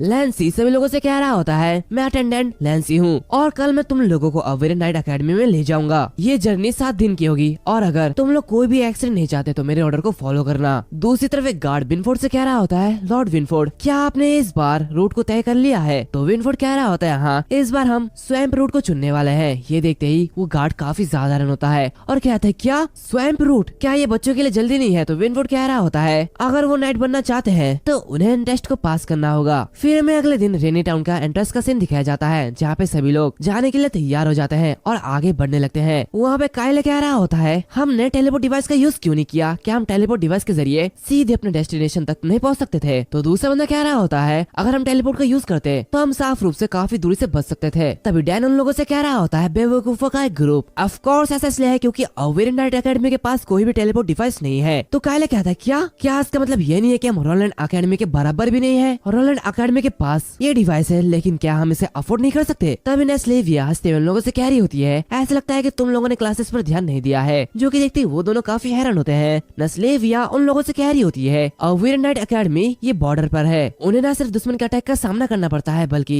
उन्हें नेदर शैडो बीस्ट के खिलाफ भी लड़ना पड़ता है। और अगर वो लोग वहाँ पे टेलीपोर्ट डिवाइस को सेटअप करेंगे तो एक बार अगर वो एकेडमी हार जाती है तो दुश्मन टेलीपोर्ट का यूज करते हुए किसी भी कंट्री के हिस्से पर हमला कर सकते हैं। ये सुनते काइल और डैन कह रहा था क्या टीचर ने पहले कहा था, हमने तो कभी नहीं सुना। तभी गैरी देखता है कि नस्लेविया रे की तरफ देख रही होती है, जो कि देखती वो मन कह रहा होता है क्या वो अभी यहाँ पर ही देख रही थी या फिर मैंने गलत देखा? और कुछ समय बाद वो से भी कैसल रियोन के करीब पहुँच जाते हैं, जहाँ पे शाम हो जाती है। तो इसलिए रात होने से पहले उन लोगों को यहाँ पे कैंप लगाना होगा और सभी लोग कैंप लगाने लगते हैं। नस्लेविया तब भी रे की तरफ देख रही होती है, जो कि देखते ही गैरी रे से कह रहा होता है रे मुझे लगता है कि नस्लेविया तुम्हारी तरफ देख रही है। तो रे उससे कह रहा होता है क्या वो मेरी तरफ देख रही है, लेकिन क्यों? तो गैरी धीरे धीरे उससे कहता है अगर तुम मुझ पे यकीन नहीं करते तो अपने पीछे देखो। ये कहते दोनों ही पीछे देखते हैं, जो कि देखते ही नस्लेविया काफी ज्यादा घबरा जाती है और हार बनाने लगती है। ये देखते ही गैरी हंसते हुए रे से कह रहा होता है देखा मैंने तुम्हें बताया था ना कि वो तुम्हारी तरफ देख रही है। तो रे उससे कह रहा होता है ऐसा इसलिए है क्योंकि मेरे लाल बाल है। तो गैरी कहता है नहीं ऐसा बिल्कुल नहीं है, यहाँ पे तुम बस अकेले नहीं हो जिसके लाल बाल है, यहाँ पे डुओ हुआंग लैन और काइले इन चारों के लाल बाल है। तो गैरी कह रहा होता है हाँ तुम ठीक हो लेकिन ये कोई मैटर नहीं करता। तो गैरी एक अजीब सी हंसी देते हुए कह रहा होता है क्या सच में तुम्हें कोई फर्क नहीं पड़ता? नस्लेविया काफी ज्यादा सुंदर है, क्या तुम उसे नहीं चाहते? और फिर उसके बाद डैन अपने साथियों के साथ हाइड एंड सीक खेल रहा होता है। उसके जो साथी होते हैं उसे ढूंढ रहे होते हैं और कहते हैं डैन इस तरह छुपन छुपाई खेलना बंद करो, इस जगह ये अच्छा नहीं है। और उन्हें अजीब तरह की स्मेल आ रही होती है, जो कि देखते वो लोग कहते हैं ये अजीब तरह की स्मेल, आखिर ये बदबू कहाँ से आ रही है? क्या यहाँ पे कोई चूहा मरा है? और वो लोग अपने सामने देखते हैं जहाँ पे एक दलदल होती है, जो कि देखते ही वो लोग कहते हैं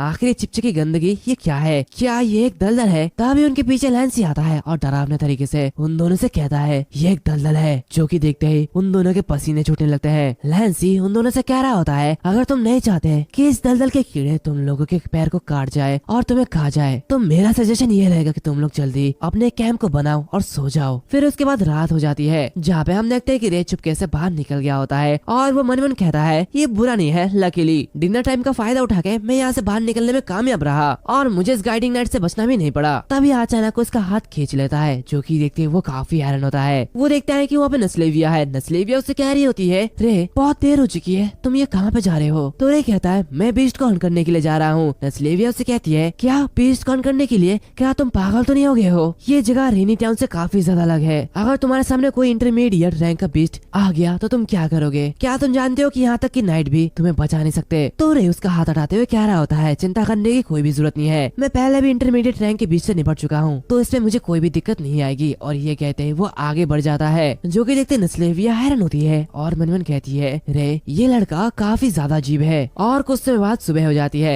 जहाँ पे लैंस से चिल्लाते हुए सभी लोगों से कह रहा होता है, तुम आलसी लोग जल्दी उठ जाओ, और अगर जो लेट उठेगा उसे पनिशमेंट दिया जाएगा। जो कि देखते गैरे की आँख खुलती है और वो अपने सामने देखता है कि रे की आंखें लाल है। जो कि देखते वो काफी ज्यादा डर जाता है और कह रहा होता है, क्या तुमने मुझे डरा दिया? तो तुम्हारे साथ क्या हो गया है? क्या तुम्हें रात में अच्छी नींद नहीं आई है? तो रे उससे कह रहा होता है, नहीं मैं तो बिल्कुल अच्छी तरह से सोया था। गैरी उससे कह रहा होता है, झूठ बोलना बंद करो, जैसे कोई तुम पे यकीन करेगा। ये कहते वो उठने लगता है और वहाँ से जाते हुए कह रहा होता है, जल्दी उठो, मैं इतने सारे लोगों के सामने सजा नहीं पाना चाहता। लेकिन रे को इससे कोई भी फर्क नहीं पड़ता। वो अपने सिस्टम को देख रहा होता है, जहाँ पे उसके पॉइंट 59 तक पहुंच चुके होते हैं और नोवा के 32 पॉइंट हो चुके होते हैं। जो कि देखते वो कह रहा होता है, ग्रेट, इस स्पीड के अकॉर्डिंग ओवेरन अकेडमी पहुंचने से पहले ही मैं नोवा रैंक के बीस्ट कोर को मैक्स तक ऑब्जर्व कर पाऊंगा, और फिर मैं इंटरमीडिएट रैंक कोर को ऑब्जर्व करना शुरू कर दूंगा। और कुछ समय बाद वो सभी आगे बढ़ने लगते हैं, जहाँ पे विनफुड देखता है कि ये जगह काफी शांत होती है। इसी के साथ वो सभी धीरे धीरे चलने लगते हैं। हम देखते हैं कि वहाँ पे रे अभी भी सो रहा होता है, लेकिन गैरी वो मन मन कह रहा होता है, बाहर इतनी शांति क्यों है? लगता है कुछ गड़बड़ है। तभी एक घोड़ा चिल्ला उठता है, जो कि देखते ही रे भी उठ जाता है और अचानक से उनके ऊपर उन बीस्ट का अटैक होता है। जो कि देखते ही सभी काफी ज्यादा डर जाते हैं। तभी गैरी उठते हुए से मार डालता है और रे भी लड़ने के लिए तैयार हो जाता है। गैरी चिल्लाते हुए सभी लोगों से कह रहा होता है, ये एक शार्प बग है, जल्दी बैटल के लिए तैयार हो जाओ।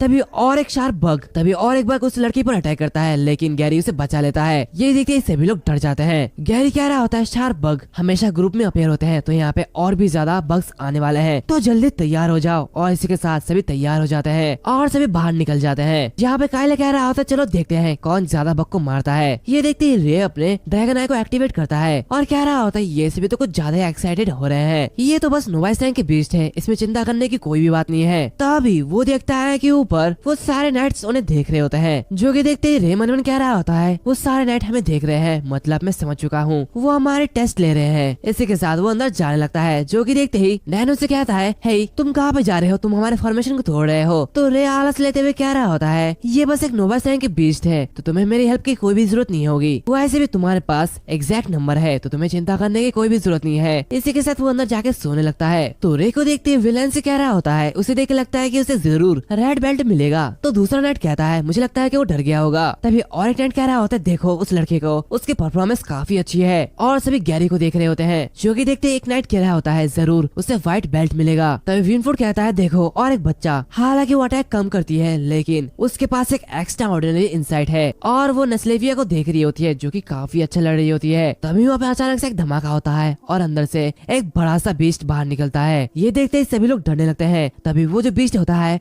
वो मॉन्क पर अटैक करता है। ये देखते ही मॉन्क चिल्लाने लगता है और कहता है, प्लीज कोई मुझे बचाओ। वो बीस्ट उस पर अटैक कर देता है। तभी अचानक इयान आते हुए उस बीस्ट पे अटैक करता है और उसे दूर फेंक देता है। उसी के साथ डुओ, हुआंग और काइले तीनों मिलकर उस पर अटैक करते हैं और उस बीस्ट को इजीली मार डालते हैं। ये देखते हुए वो नाइट्स काफी ज्यादा खुश होते हैं और कह रहे होते हैं, ऐसा लगता है कि जैसे हमें कुछ भी नहीं करना है, ये लाल बालों वाले बच्चे उतनी भी ज्यादा बुरे नहीं है। तो दूसरा नाइट हंसते हुए कह रहा होता है, हाँ सिवाय एक के। दूसरी तरफ विनफोर्ड मन मन कह रहा होता है, इयान न केवल स्ट्रॉन्ग है, बल्कि वो अपनी साथियों की देखभाल करना जानता है, वो काफी ज्यादा रेयर है। और अगर बात आती है रे के कंपैरिजन में, तो दूसरी तरफ हम देखते हैं कि रे अभी भी सो रहा होता है और आलस ले रहा होता है। गैरी उससे कहता है, तुम हमारे साथ क्यों नहीं लड़े? ये गाड़ी बहुत ही खतरनाक था, अगर तुम्हें कुछ हो जाता तो हम तुम्हें बचा नहीं पाते। रे उससे कह रहा होता है, मुझे बहुत ही ज्यादा नींद आ रही थी और वैसे भी नाइट से मैं देख रहे थे, तो इसमें कोई भी प्रॉब्लम नहीं होती। ये देखते ही विनफोर्ड कह रहा होता है, पता नहीं भविष्यवाणी में कौन चुना गया है, वैसे मेरा गला थोड़ा खराब है, तो इसलिए अगर आवाज उल्टी उल्टी आए तो प्लीज माफ कर देना। दूसरी तरफ वो सारे स्टूडेंट्स ये सब करके काफी ज्यादा एक्साइटेड हो रहे होते हैं। जहाँ पे डैन कह रहा होता है, ऐसा लगता है कि हम सभी रियल नाइट बन सकते हैं, वैसे अगर मैं लकी रहा तो शायद मुझे व्हाइट बेल्ट मिल सकती है। ये सुनते गैरी से कह रहा होता है, क्या व्हाइट बेल्ट? आखिर ये क्या है? तो डैन उससे कहता है, क्या तुम नहीं जानते, भले ही हम नाइट्स बन जाएंगे, लेकिन नाइट्स में भी कई सारे रैंक होते हैं। क्या तुमने देखा जिन नाइट्स को हम फॉलो कर रहे थे, उन सभी के पास व्हाइट रिबन स्क्वायर है, जो कि सबसे हाईएस्ट रैंक पे आती है। व्हाइट के अलावा ग्रीन, ब्लैक जैसे डिफरेंट टाइप एबिलिटी को रिप्रेजेंट करते हैं, और सबसे लोएस्ट नाइट रैंकिंग वो रेड बेल्ट है, और टेस्ट में सबसे खराब परफॉर्मेंस करने वाले को ही ये मिलेगा। व्हाइट बेल्ट पाने वाले को न सिर्फ स्पेशल गाइडेंस मिलेगा, बल्कि की एक पर्सनल टीचर और उसी के साथ साथ रिसोर्स रिवॉर्ड भी मिलेगा। लेकिन रेड बेल्ट वाले इतने भी ज्यादा लकी नहीं होते, उन्हें न सिर्फ बेसिक ट्रेनिंग मिलती है बल्कि किसी को उनकी परवाह भी नहीं होती। ज्यादातर समय वो जो चाहे वो कर सकते हैं, लेकिन रिवॉर्ड तो उन्हें बिल्कुल भी नहीं दिया जाता। ये सुनते रे काफी ज्यादा रन होता है और मन मन कहता है क्या जो चाहे वो कर सकता हूँ, जिसका मतलब मैं और भी ज्यादा बीस्ट को हंट कर पाऊंगा। मैं हाई रैंक क्रिस्टल और एबिलिटी को पाने में काबिल हो सकता हूँ। ये काफी ज्यादा बढ़िया है, मतलब मुझे रेड बेल्ट पाने का कोई तरीका सोचना चाहिए और मुझे वो पाना ही होगा। इसी के साथ कुछ समय बाद वो सभी ओवेरियन नाइट अकेडमी में पहुंच जाते हैं। जो जगह देखते हुए रे कह रहा होता है तो ये जगह ओवेरियन अकेडमी है। ये देखते वो काफी हैरान होता है और वो जो ओवेरियन अकेडमी होता है वो काफी ज्यादा बड़ा होता है। तो डैन कह रहा होता है हे भगवान, हालांकि मैंने सिर्फ इसके बारे में सुना था लेकिन मुझे कभी उम्मीद नहीं थी कि ये इतनी ज्यादा ग्रेट होगी। ये तो एक सिटी की तरह है। आगे बढ़ते हुए गैरी कह रहा होता है मैं जिस गाँव में पला बड़ा हूँ ये उसके कंपेरिजन में पूरी तरीके से अलग दुनिया है। तो लैंसी कह रहा होता है चलो मेरे पीछे पीछे आओ, इधर उधर मत देखो, अगर तुम खो जाओगे तो मुझे कोई भी परवाह नहीं होगी। ये कहता है वो उन सभी को आर्मरी और लाइब्रेरी इस तरह के अलग अलग जगह ले जाता है। इसके साथ वो उन्हें गाइड फाइनल स्टॉप में ले जाता है जहाँ पे बड़े बड़े नाइट्स की कई सारी स्टैचूज होती है। ये जगह देखते ही वो सभी डर रहे होते हैं, लेकिन रे आसपास की जगह को ऑब्जर्व कर रहा होता है और मन मन कहता है ये सेमेट्री ये अजीब क्यों लग रही है। और इसी के साथ वो उस नाइट की स्टैचू को देखता है। लैंसी उन सभी लोगों से कह रहा होता है ये जगह उन नाइट्स की बुरियल प्लेस है जो कि एलोड किंगडम के लिए फाइट करते हुए मारे गए थे। तो मैं तुम सभी को याद दिला दूं ये वार कभी खत्म नहीं होगी और तुम लोगों को नाइट के मिशन को याद रखना है और अपने होमलैंड को प्रोटेक्ट करना है। लेकिन दूसरी तरफ रे वो उस स्टैचू को देखते हुए मन ही मन कह रहा होता है ये लोग हमारे इसके बॉडी का यूज आर्मर और वेपन बनाने के लिए कर रहे हैं। इसी के साथ वो काफी ज्यादा गुस्सा होता है। तभी नेस्लेविया लैंसी से पूछती है वैसे स्टैचू ये किसकी है। तो लैंसी कह रहा होता है ये लोग ओवेरियन अकेडमी के फाउंडर है द लेजेंडरी ड्रैगन नाइट। जो कि सुनते हुए रे कह रहा होता है ड्रैगन नाइट ये क्या है। लेकिन लैंसी उसे इग्नोर करते हुए आगे बढ़ता है और कहता है चलो हम लोग आगे बढ़ते हैं, तुम्हें मुझे फॉलो करने की जरूरत है। ये देखते ही रे काफी ज्यादा गुस्सा होता है और कहता है क्या ये मुझे इग्नोर कर रहा है। तो गैरी उसे देखते हुए कह रहा होता है आखिर रे के साथ क्या गलत है। दूसरी तरफ रे उस जगह को देखते हुए मन ही मन कहता है आखिर क्यों इस बुरियल सेमेट्री के नीचे एक चैम्बर क्यों है। इसी के साथ वो अपने ड्रैगन आई के जरिए उस चैम्बर में देखने लगता है जिससे कि उसे कुछ मिलता है। जो कि देखते ही वो कहता है इसके अंदर कुछ है जो कि जिंदा है। और वो सभी आगे बढ़ रहे होते हैं जहाँ पे गैरी आगे बढ़ते हुए कह रहा होता है मुझे नहीं पता कि मैं किसके साथ रहूंगा, लेकिन मैं ये होप करता हूँ कि हम सभी एक साथ रहें। लेकिन रे उसकी बात नहीं सुनता और मन ही मन कह रहा होता है अजीब बात है उस बुरियल चैम्बर में आखिर वो लिविंग चीज क्या थी और ये स्टेट काफी ज्यादा इनक्रेडिबल है। अगर वो कोई मॉन्स्टर हुआ तो क्या होगा। तभी गैरी उसे कहता है रे क्या तुम मेरी बातों को सुन रहे हो। रे उसे कहता है सॉरी मैं बस किसी के बारे में सोच रहा था। वैसे क्या तुम्हारा मतलब रूममेट से है। तो गैरी उस रूम के सामने जाते हुए कह रहा होता है हाँ बिल्कुल ऐसा ही है और मुझे ऐसा लगता है कि हम सभी एक ही जगह में रहने वाले हैं, तो मुझे देखने दो हम कौन कौन रहने वाले हैं। ये कहते हुए वो उस लिस्ट को देख रहा होता है। तभी वहाँ पे नेस्लेविया आते हुए कह रही होती है नहीं ऐसा नहीं हो सकता। जो कि देखते वो दोनों काफी हैरान होते हैं। नेस्लेविया कह रही होती है आखिर वो लोग कैसे मुझे तुम लोगों के साथ रहने के लिए दे सकते हैं, मैं तुम लड़कों के साथ नहीं रह सकती। तो गैरी हंसते हुए कह रहा होता है अरे इसमें कोई भी हैरानी की बात नहीं है, वैसे भी मैंने सुना है कि अकेडमी कोई भी भेदभाव नहीं करती है और वैसे तुम चिंता मत करो हम एक साथ अच्छे से रहेंगे। तो नेस्लेविया उसे अपने बैग से मारते हुए कह रही होती है बकवास करना बंद करो, मैं तुम लड़कों के साथ नहीं रहने वाली हूँ। ये शोर देखते ही सभी लोग वहाँ पे आ जाते हैं और कहते हैं अभी क्या हुआ। तो रे कह रहा होता है कुछ भी नहीं, बस वो पागल लड़की अपना आपा खो बैठी। तभी गैरी उठते हुए उन सभी को अपना इंट्रोडक्शन देता है। जो कि देखते मॉन्क कह रहा होता है मैं मॉन्क हूँ और इयान कह रहा होता है तुम सभी से मिलकर काफी अच्छा लगा, मेरा नाम इयान है। जो कि देखते रे मन ही मन कह रहा होता है इसके बाल भी तो लाल है। तभी गैरी उस लिस्ट को देखते हुए कह रहा होता है ऐसा लगता है कि हमारे और दो रूममेट है डैन और मार्था वार्डविक। तो रे कह रहा होता है ऐसा लगता है कि मैंने ये नाम पहले कभी सुना है। तभी वहाँ पे बहुत ही गुस्से में नेस्लेविया फिर से आती है और उस बैग को लेते हुए कह रही होती है मैं अब अंदर कपड़े बदलने के लिए जा रही हूँ, तो तुम लोग सावधान रहना और अंदर कोई भी मत आना। ये देखते ही सभी लोग डर जाते हैं। तभी वहाँ पे डैन आता है और उन लोगों को ऐसे देखते हुए कह रहा होता है हे तुम लोग यहाँ पे ऐसे क्यों खड़े हो। तो गैरी कहता है डैन हम तुम्हारा इंतजार कर रहे थे। डैन कहता है मेरा इंतजार, लेकिन क्यों। गैरी उसे कहता है हमें अंदर एक बड़ा सा कॉकरोच मिला है, लेकिन हम ये बात कर रहे हैं कि अंदर कौन जाएगा और उसे मारेगा। तो डैन हंसते हुए कह रहा होता है क्या बस एक कॉकरोच और तुम इतना डर गए, क्या मजाक है, मैं तुम लोगों के लिए इस कॉकरोच को मारूंगा। और ये कहते ही वो अंदर चले जाता है और अंदर जाने के बाद उसकी बहुत पिटाई होती है। जो कि देखते बाहर के जो लोग होते हैं वो हंस रहे होते हैं। फिर कुछ समय बाद खाना खाते समय डैन कह रहा होता है तुम लोगों ने मुझसे झूठ क्यों बोला, तुम लोगों की वजह से उसने मुझे बहुत ही ज्यादा पीटा और हम देखते हैं कि उसके मुंह पे थप्पड़ के निशान होते हैं। तो गैरी उसे कह रहा होता है हाँ ये बहुत ही अच्छा नहीं है, लेकिन कुछ लोग ऐसे हैं जो कि इससे बात करना चाहते हैं लेकिन मौका ही नहीं मिल पाता। तो डैन उससे कहता है लेकिन उससे बात करना कौन चाहेगा,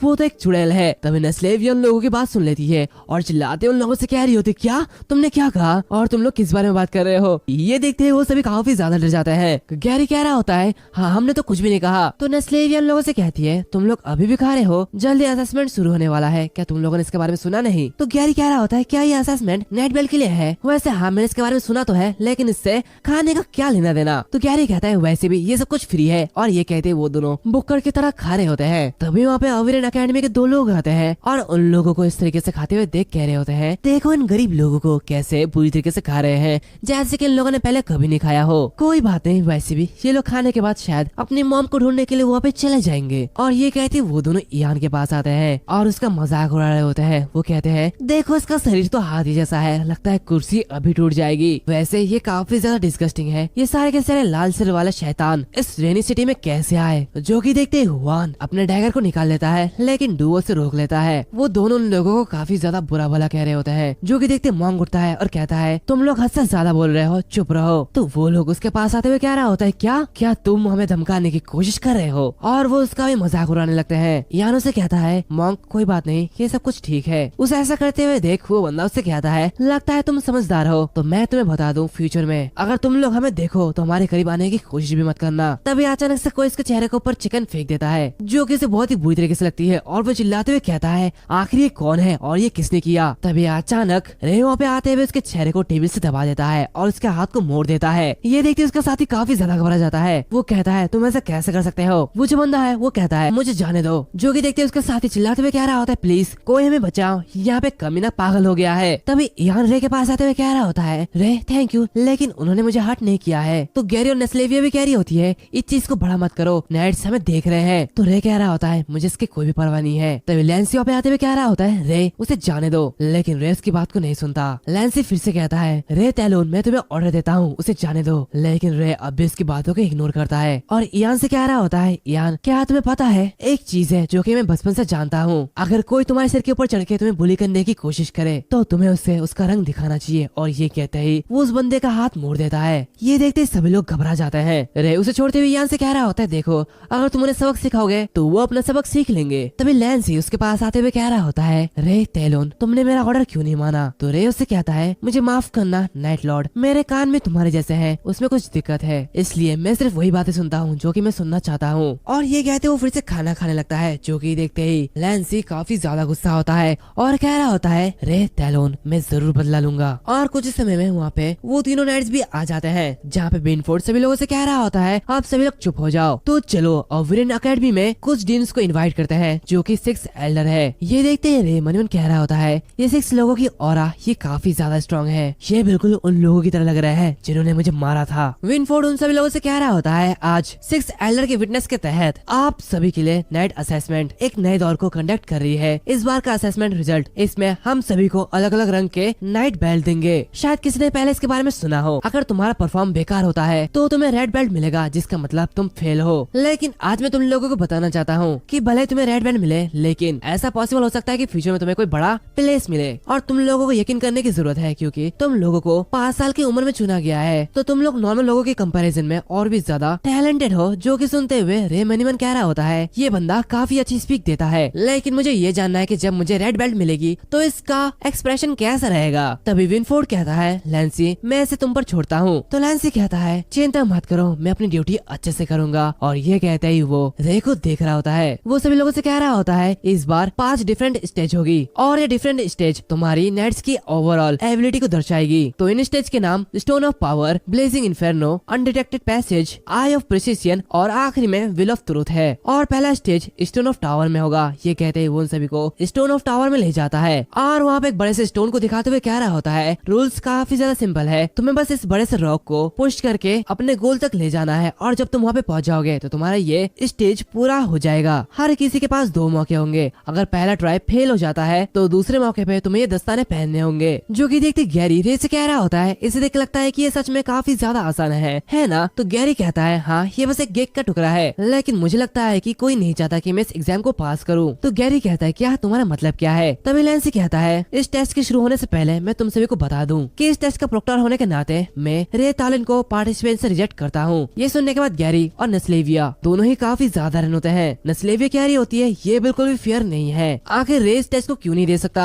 तो लैंस से कहता है क्या फिर मैंने तुम्हें पहले वार्न किया था कि सबसे पहले तुम लोगों को अपने बड़ों के दिए गए ऑर्डर को फॉलो करना है, और रे ने मेरे ऑर्डर को फॉलो नहीं किया। खैर उसे एक तरफ रखते हुए इस टेस्ट को शुरू करते हैं। तो रे वहाँ से जाते हुए कह रहा होता है वैसे भी ये चीजें सच में मेरे लिए आसान बनाती है, तो बस तुम लोग आगे बढ़ो और इस टेस्ट को पास करो, मैं नेक्स्ट स्टेज में तुम लोगों के साथ शामिल रहूंगा। और वो मन ही मन कहता है ये तो मेरे लिए काफी अच्छा है, अब तो गारंटी है कि रेड बेल्ट मुझे ही मिलेगी। और कुछ ही समय बाद वो सभी उस टेस्ट को पास कर लेते हैं, जिसे देखते हुए रे उसे कह रहा होता है बधाई हो, तुमने इस टेस्ट को पास कर लिया है, लेकिन सेकंड स्टेज ये हार्ड होने वाली है, तो तुम्हें प्रिपेयर हो जाना चाहिए। तो गैरी हैरान होते हुए कह रहा होता है क्या तुम्हारा मतलब क्या है। रे उस दूसरे प्रोक्टर को दिखाता है और कहता है देखो वो सेकंड स्टेज का प्रोक्टर है, और उसे देख के ऐसा लगता है कि वो रोलैंड से है। ये देखते गैरी के चेहरे का रंग उड़ जाता है और कहता है क्या मैजिक, मैंने तो पहले कभी मैजिक नहीं सीखा है, आखिर हम इस टेस्ट को पास कैसे करेंगे। तो रे कहता है खैर बैटलफील्ड में कोई इसकी परवाह नहीं करेगा कि तुमने क्या सीखा और क्या नहीं, मैं बस ये गेस कर सकता हूँ कि हमें मैजिक को रेजिस्ट करने का ट्राई करना होगा। यूजुअली जो लोगों के पास स्ट्रॉन्ग फिजिकल होती है वो लोग मैजिक रेजिस्ट में काफी ज्यादा कमजोर होते हैं, और मुझे लगता है कि वे इन पास टेस्ट के जरिए हमारी ताकत और हमारी कमजोरियों को परखने की कोशिश कर रहे हैं, ताकि हम अपनी एबिलिटी को डेवलप करने के लिए सबसे अच्छा तरीका ढूंढ सके। जो कि सुनते गैरी बड़े जोश से कहता है ये तो सेंस बनाता है, अगर क्या होगा कि मैं ऑलराउंडर जीनियस निकलूं। तो रे उससे कहता है सपना देखना बंद करो। इसी के साथ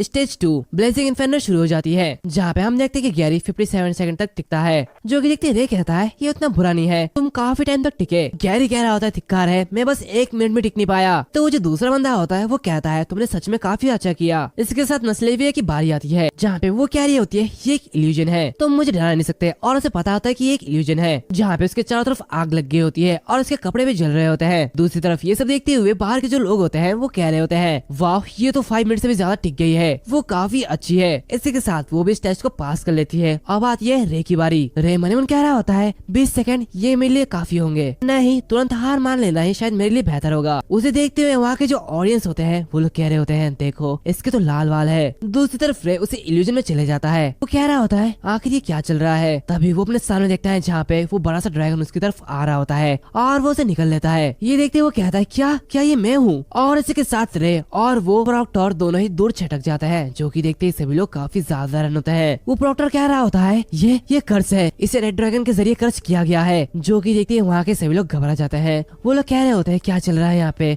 वो प्रॉक्टर नीचे क्यों गिर गया है। तो दूसरा बंदा कहता है मैं तो पहले से जानता था कि वो लड़का वो बुरी खबर देने वाला है, कि वो कर्स्ड है। दूसरी तरफ उस प्रॉक्टर के पास विनफुड आता है, जो कि देखते रे कह रहा होता है क्या वो ठीक है। तो विनफुड कहता है वो ठीक है, शायद बस वो थक गया है, रे तुम जाओ थोड़ा आराम करो। और वो मन कह रहा होता है उसकी माना पूरी तरीके से ड्रेन हो चुकी है, लेकिन ये कोई सेंस नहीं बनाता। और ये कहते वो सेक्स एल्डर के पास चले जाता है, जहाँ पे वो लोग कह रहे होते हैं क्या हुआ, क्या तुम्हें पता चला। तो विनफुड कहता है हाँ बहुत ही ज्यादा माना यूजिंग होने पे उसे माना डिसऑर्डर हो गया था, तो उसे रिकवर के लिए ले जाया गया है। तो उनमें से एक एल्डर कह रहे होते हैं क्या ऐसा इसलिए नहीं है क्योंकि उन्होंने बच्चों के ट्रेनिंग पर बहुत ही ज्यादा माना खर्च किया है। तो दूसरा एल्डर कह रहा होता है लेकिन इस डिग्री के ट्रेनिंग के बाद भी फेमस रोलैंड मैजिक अकेडमी के एक मैच का सारा माना कैसे खत्म हो सकता है। तो विनवुड कह रहा होता है मैं जल्दी इसका पता लगा लूंगा, वैसे क्या मैं बाकी बचे ये टेस्ट के लिए दूसरे मैच को उसकी जगह बदल सकता हूँ। तो वेल्डर कह रहा होता है हाँ वही करो। और वो एक वॉरियर को अपने पास बुलाता है और उससे कुछ कहता है, जो कि देखती वो वॉरियर कहता है समझ गया, मैं तुरंत इसे पूरा कर दूंगा। तो वो जो एल्डर होता है वो रे की तरफ देख रहा होता है, और कुछ समय बाद रे कह रहा होता है माना डिसऑर्डर ये क्या है। तो नस्लेविया कह रही होती है ज्यादा माना कंज्यूम करने के बाद माना डिसऑर्डर हो जाता है। तो गैरी कह रहा होता है तो उस मैच के माना तुम्हें टेस्ट करने से पहले खत्म हो गया, तुम तो काफी ज्यादा अनलकी हो। तो रे कह रहा होता है वेल जीनियस लोगों के लिए हमेशा ऐसा ही हार्ड होता है। उसे देखते हुए नस्लेविया मन मन कह रही होती है अजीब बात है, रोलैंड मैजिक अकेडमी का एक मैच ऐसी मिस्टेक कैसे कर सकता है, ऐसा बिल्कुल भी नहीं हो सकता। और उसने किस कर्ज का मेंशन किया था वो ये कह रही होती है कि तभी वो जो जगह होती है वो हिलने लगती है, और वहाँ एक बड़ी सी अर्थक्वेक आती है, पूरी की पूरी एरेना वो धंसने लगती है, और तभी बड़े बड़े पेड़ उगने लगते हैं, जो कि देखते ही सभी लोग कह रहे होते हैं आखिर ये क्या है, देखो ये तो मैजिक है, पूरा का पूरा एरिया पेड़ों से भर चुका है। और तभी वहाँ पे थर्ड स्टेज का प्रोक्टर कह रहा होता है तीसरा स्टेज शुरू हो चुका है, मैं थर्ड स्टेज का प्रोक्टर हूँ, तुम्हें बस मुझे फॉलो करना है और मेरे मूवमेंट को सबसे बेस्ट तरीके से रिप्लेस करना है। तो शुरू करते हैं। ये देखते गैरी कहता है ये तो पहले शुरू हो चुका है। तो रे कह रहा होता है ये काफी ज्यादा फास्ट है, और वो सभी उनका पीछा करने लगते हैं, जहाँ पे रे और गैरी दोनों ही काफी ज्यादा फास्ट होते हैं। ये देखते ही डैन कह रहा होता है ये दोनों में काफी ज्यादा तेज है। तो नस्लेविया भी उससे आगे निकल जाती है और इसे कहती है चलो बाद में मिलते हैं। तो डैन चिल्लाते हुए कह रहा होता है अरे कोई मेरा इंतजार तो करो। दूसरी तरफ वो प्रॉक्टर मन कह रहा होता है ये शायद उन बच्चों के लिए काफी ज्यादा हार्ड होगा, शायद मुझे थोड़ा वेट करना चाहिए। तभी वो देखता है है कि मॉन्क गैरी रे काफी तेजी से उनका पीछा कर रहे होते हैं, जो कि देखते वो प्रॉक्टर कहता है ऐसा लगता है कि इससे आसन बनाने की कोई भी जरूरत नहीं है, अगर तुम लोग मुझे पकड़ सकते हो तो पकड़ो। ये कहती वो उनके ऊपर एरो शूट करने लगता है। दूसरी तरफ भागते हुए रेमन कह रहा होता है अरे मैं तो इसमें अच्छा नहीं हूँ, मुझे चारों हाथ पैरों के साथ घूमना पसंद है, ऐसे नहीं। तभी उसकी तरफ एरो से अटैक होता है। वो कह रहा होता है एरो से बच के रहना, और बड़ी मुश्किल से वो सब उसे डॉज करते हैं। जहाँ पे और एक प्रॉक्टर आते हुए कह रही होती है तुम्हें इतना कुछ रुकने की कोई भी जरूरत नहीं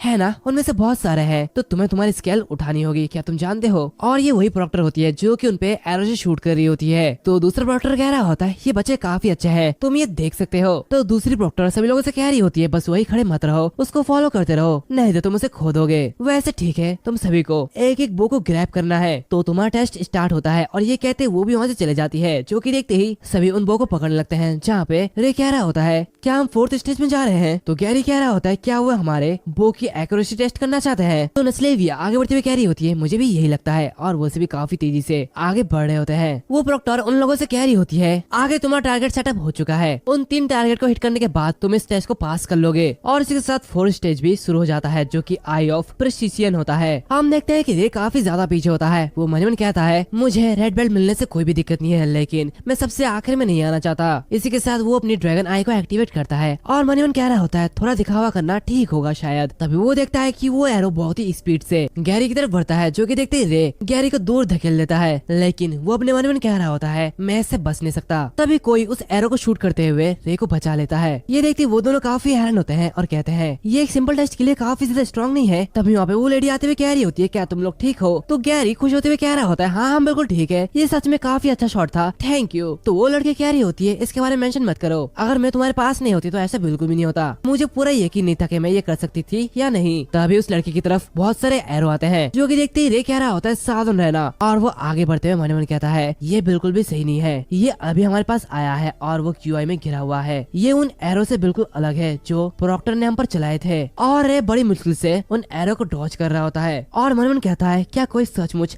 हमें मारना चाहता है, या फिर शायद वो स्पेशली मुझे मारना चाहता है। इसी के साथ उसे जगह का लोकेशन पता चल जाता है, और वहाँ पे निशाना लगाते हुए जैसे शूट करता है वैसे ही उसकी जो बो होती है वो टूट जाती है। ये देखते ही वो एक अजीब सा मुंह बनाता है। दूसरी तरफ प्रॉक्टर उसे देखते हुए कह रहा होता है वहाँ पे कौन है, सामने आओ। ये कहते वो उसका पीछा करने लगती है। वो आगे बढ़ते हुए मन कह रही होती है इतनी ज्यादा फास्ट और अपने पीछे एक भी निशान ना छोड़ना। उसी के साथ वो मेरे हमलों से बच के निकल गया। आखिर ये कौन है जो कि हमारे स्टूडेंट पर अटैक करना चाहता है। और उस एरो को पकड़ते हुए सभी लोगों से कह रही होती है इसके लिए मुझे माफ कर देना, मेरा एक शॉट गलती से भटक गया था, तो तुम सब अपना टेस्ट जारी रखो। ये देखते रहे मन कहता है मुझे पूरी तरीके से पता है कि उसने तीर नहीं चलाया, वो हमसे बातें छिपाने की कोशिश कर रही है। और वो आगे बढ़ते हुए मन कहता है ऐसा लगता है कि कोई सचमुच डेंजरस इंसान यहाँ पे छुपकर आने में कामयाब हो गया। और इसके साथ सभी टेस्ट को पास कर लेते हैं। जहाँ पे रे और गैरी की बातें सुनते हुए नस्लेविया हैरान होते हुए कहती है क्या ऐसा कुछ हुआ, तुम इसकी रिपोर्ट नाइट को क्यों नहीं करते। तो रे कह रहा होता है मुझे लगता है कि उन्हें ना बताना ही बेहतर होगा। तो वो कहती है क्यों, आखिर ऐसा क्यों नहीं। तो गैरी कहता है मैं रे से सहमत हूँ, अभी प्रॉक्टर ने भी हमें सच नहीं बताया है,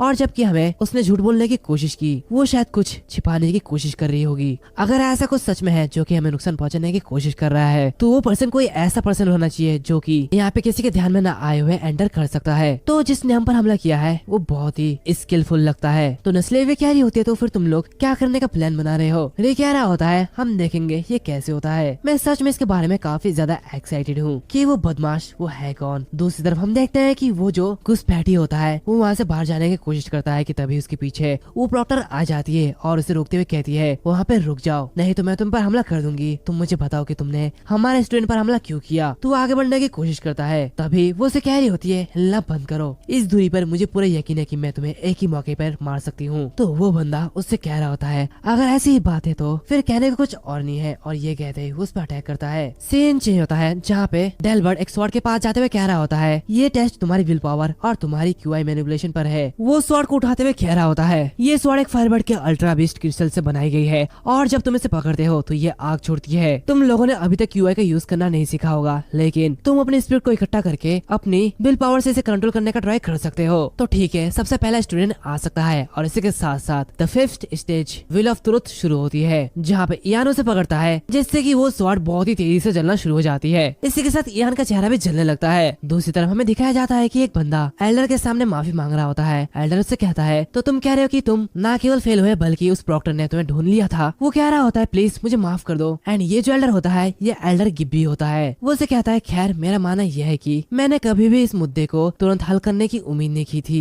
लेकिन कम से कम इसने हमारे फॉलोअर्स को सिग्नल तो भेजा। ये कहती वो उस मास्क को पहनता है एंड ये जो मास्क होता है ये गोल्डन मास्क होता है जिसका यूजर अपने अपीयरेंस को चेंज कर सकता है। और वो कह रहा होता है वो प्योर ब्लड गिल्ड कभी डिसअपीयर नहीं हुआ है। सीन चेंज होता है, हम देखते हैं कि गैरी भी उस स्वॉर्ड को उठा लेता है जिससे कि फायर निकलने लगती है, बट ये थोड़ी कम होती है। अब इस बार रे की बारी होती है जहाँ पे नस्लेविया गैरी से कह रही होती है गैरी मैं कुछ समय से तुमसे ये पूछना चाहती थी क्या रे सच में बहुत ही ज्यादा पावरफुल है? तो रे कह रहा होता है रे कम से कम मेरे नॉलेज के अकॉर्डिंग बहुत ही ज्यादा स्ट्रॉन्ग है। तो डैन कह रहा होता है क्या? हालांकि 4 टेस्ट के रिजल्ट ये काफी ज्यादा डरावने थे। तो नस्लेविया गैरी से कह रही होती है तुम्हारे मन में ऐसा थॉट क्यों आया? तो रे कहता है पिछली बार जब हम लड़े थे तो मैं आसानी से जीत गया था, लेकिन 10 साल पहले मेरे ऊपर एक इंटरमीडिएट रैंक निमोनिक वुल्फ ने अटैक किया था, लेकिन रे वो था जिसने उसे हराया था और उसने मुझे बचाया था। ये देख के डैन हंसने लगता है और उससे कहता है क्या तुम मेरे साथ मजाक कर रहे हो? हम तब सिर्फ 5 साल के बच्चे थे और वो तब कैसे एक इंटरमीडिएट रैंक के बीस्ट को मारने में काबिल कैसे हो सकता है? ये प्रोबेबली एक बड़ा सा भेड़िया था और कुछ नहीं। तो नस्लेविया मन ही मन कह रही होती है अगर रे सचमुच इतना ज्यादा पावरफुल होता तो फिर वो अपनी एबिलिटी क्यों छुपाता? हम देखते हैं रे स्वॉर्ड को पकड़ता है जहाँ भी वो सिस्टम वहाँ पे अपेयर होता है और उसे कह रहा होता है ultra great beast system crystal क्या तुम इसे ऑब्जर्व करना चाहोगे? जिसकी वजह से उस स्वॉर्ड से कोई भी फिल्म बाहर नहीं निकलता, जो कि देखते ही डेल्बर्ट कह रहा होता है इससे तो कोई भी फिल्म बाहर नहीं निकला। रे उसे उठाते हुए कह रहा होता है मुझे लगता है कि ये टूटा हुआ है। ये कहते वो उसे हिला रहा होता है। तो जो दूसरे लोग होते हैं वो लोग कह रहे होते हैं क्या वो सच में टूट गया? वो अब चमक नहीं रही है। तो दूसरा बंदा कह रहा होता है इस आदमी के साथ हमेशा से ही कोई एक्सीडेंट होता रहता है। तो डेल्बर्ट उस स्वॉर्ड को लेते हुए कह रहा होता है हटो ये मुझे दो। वो स्वॉर्ड को पकड़ता है और कहता है ये एक अल्ट्रा ग्रेट बीस्ट क्रिस्टल से बनाया गया है। ये कहते वो रे के ऊपर चिल्लाते हुए उसे कह रहा होता है एलोर किंगडम का ट्रेजर आखिर तुमने इसके साथ क्या किया है? वैसे मैं तुम्हें बता दूं कि उसने इसको ऑब्जर्व कर लिया है। रे उसे कह रहा होता है क्या मैं इसके साथ क्या कर सकता हूँ? आखिरकार ये एक अल्ट्रा ग्रेट बीस्ट क्रिस्टल से बना एक वेपन है और वैसे कहने की कोई भी जरूरत नहीं है कि तुम मुझे पागलों की तरह घूर रहे हो।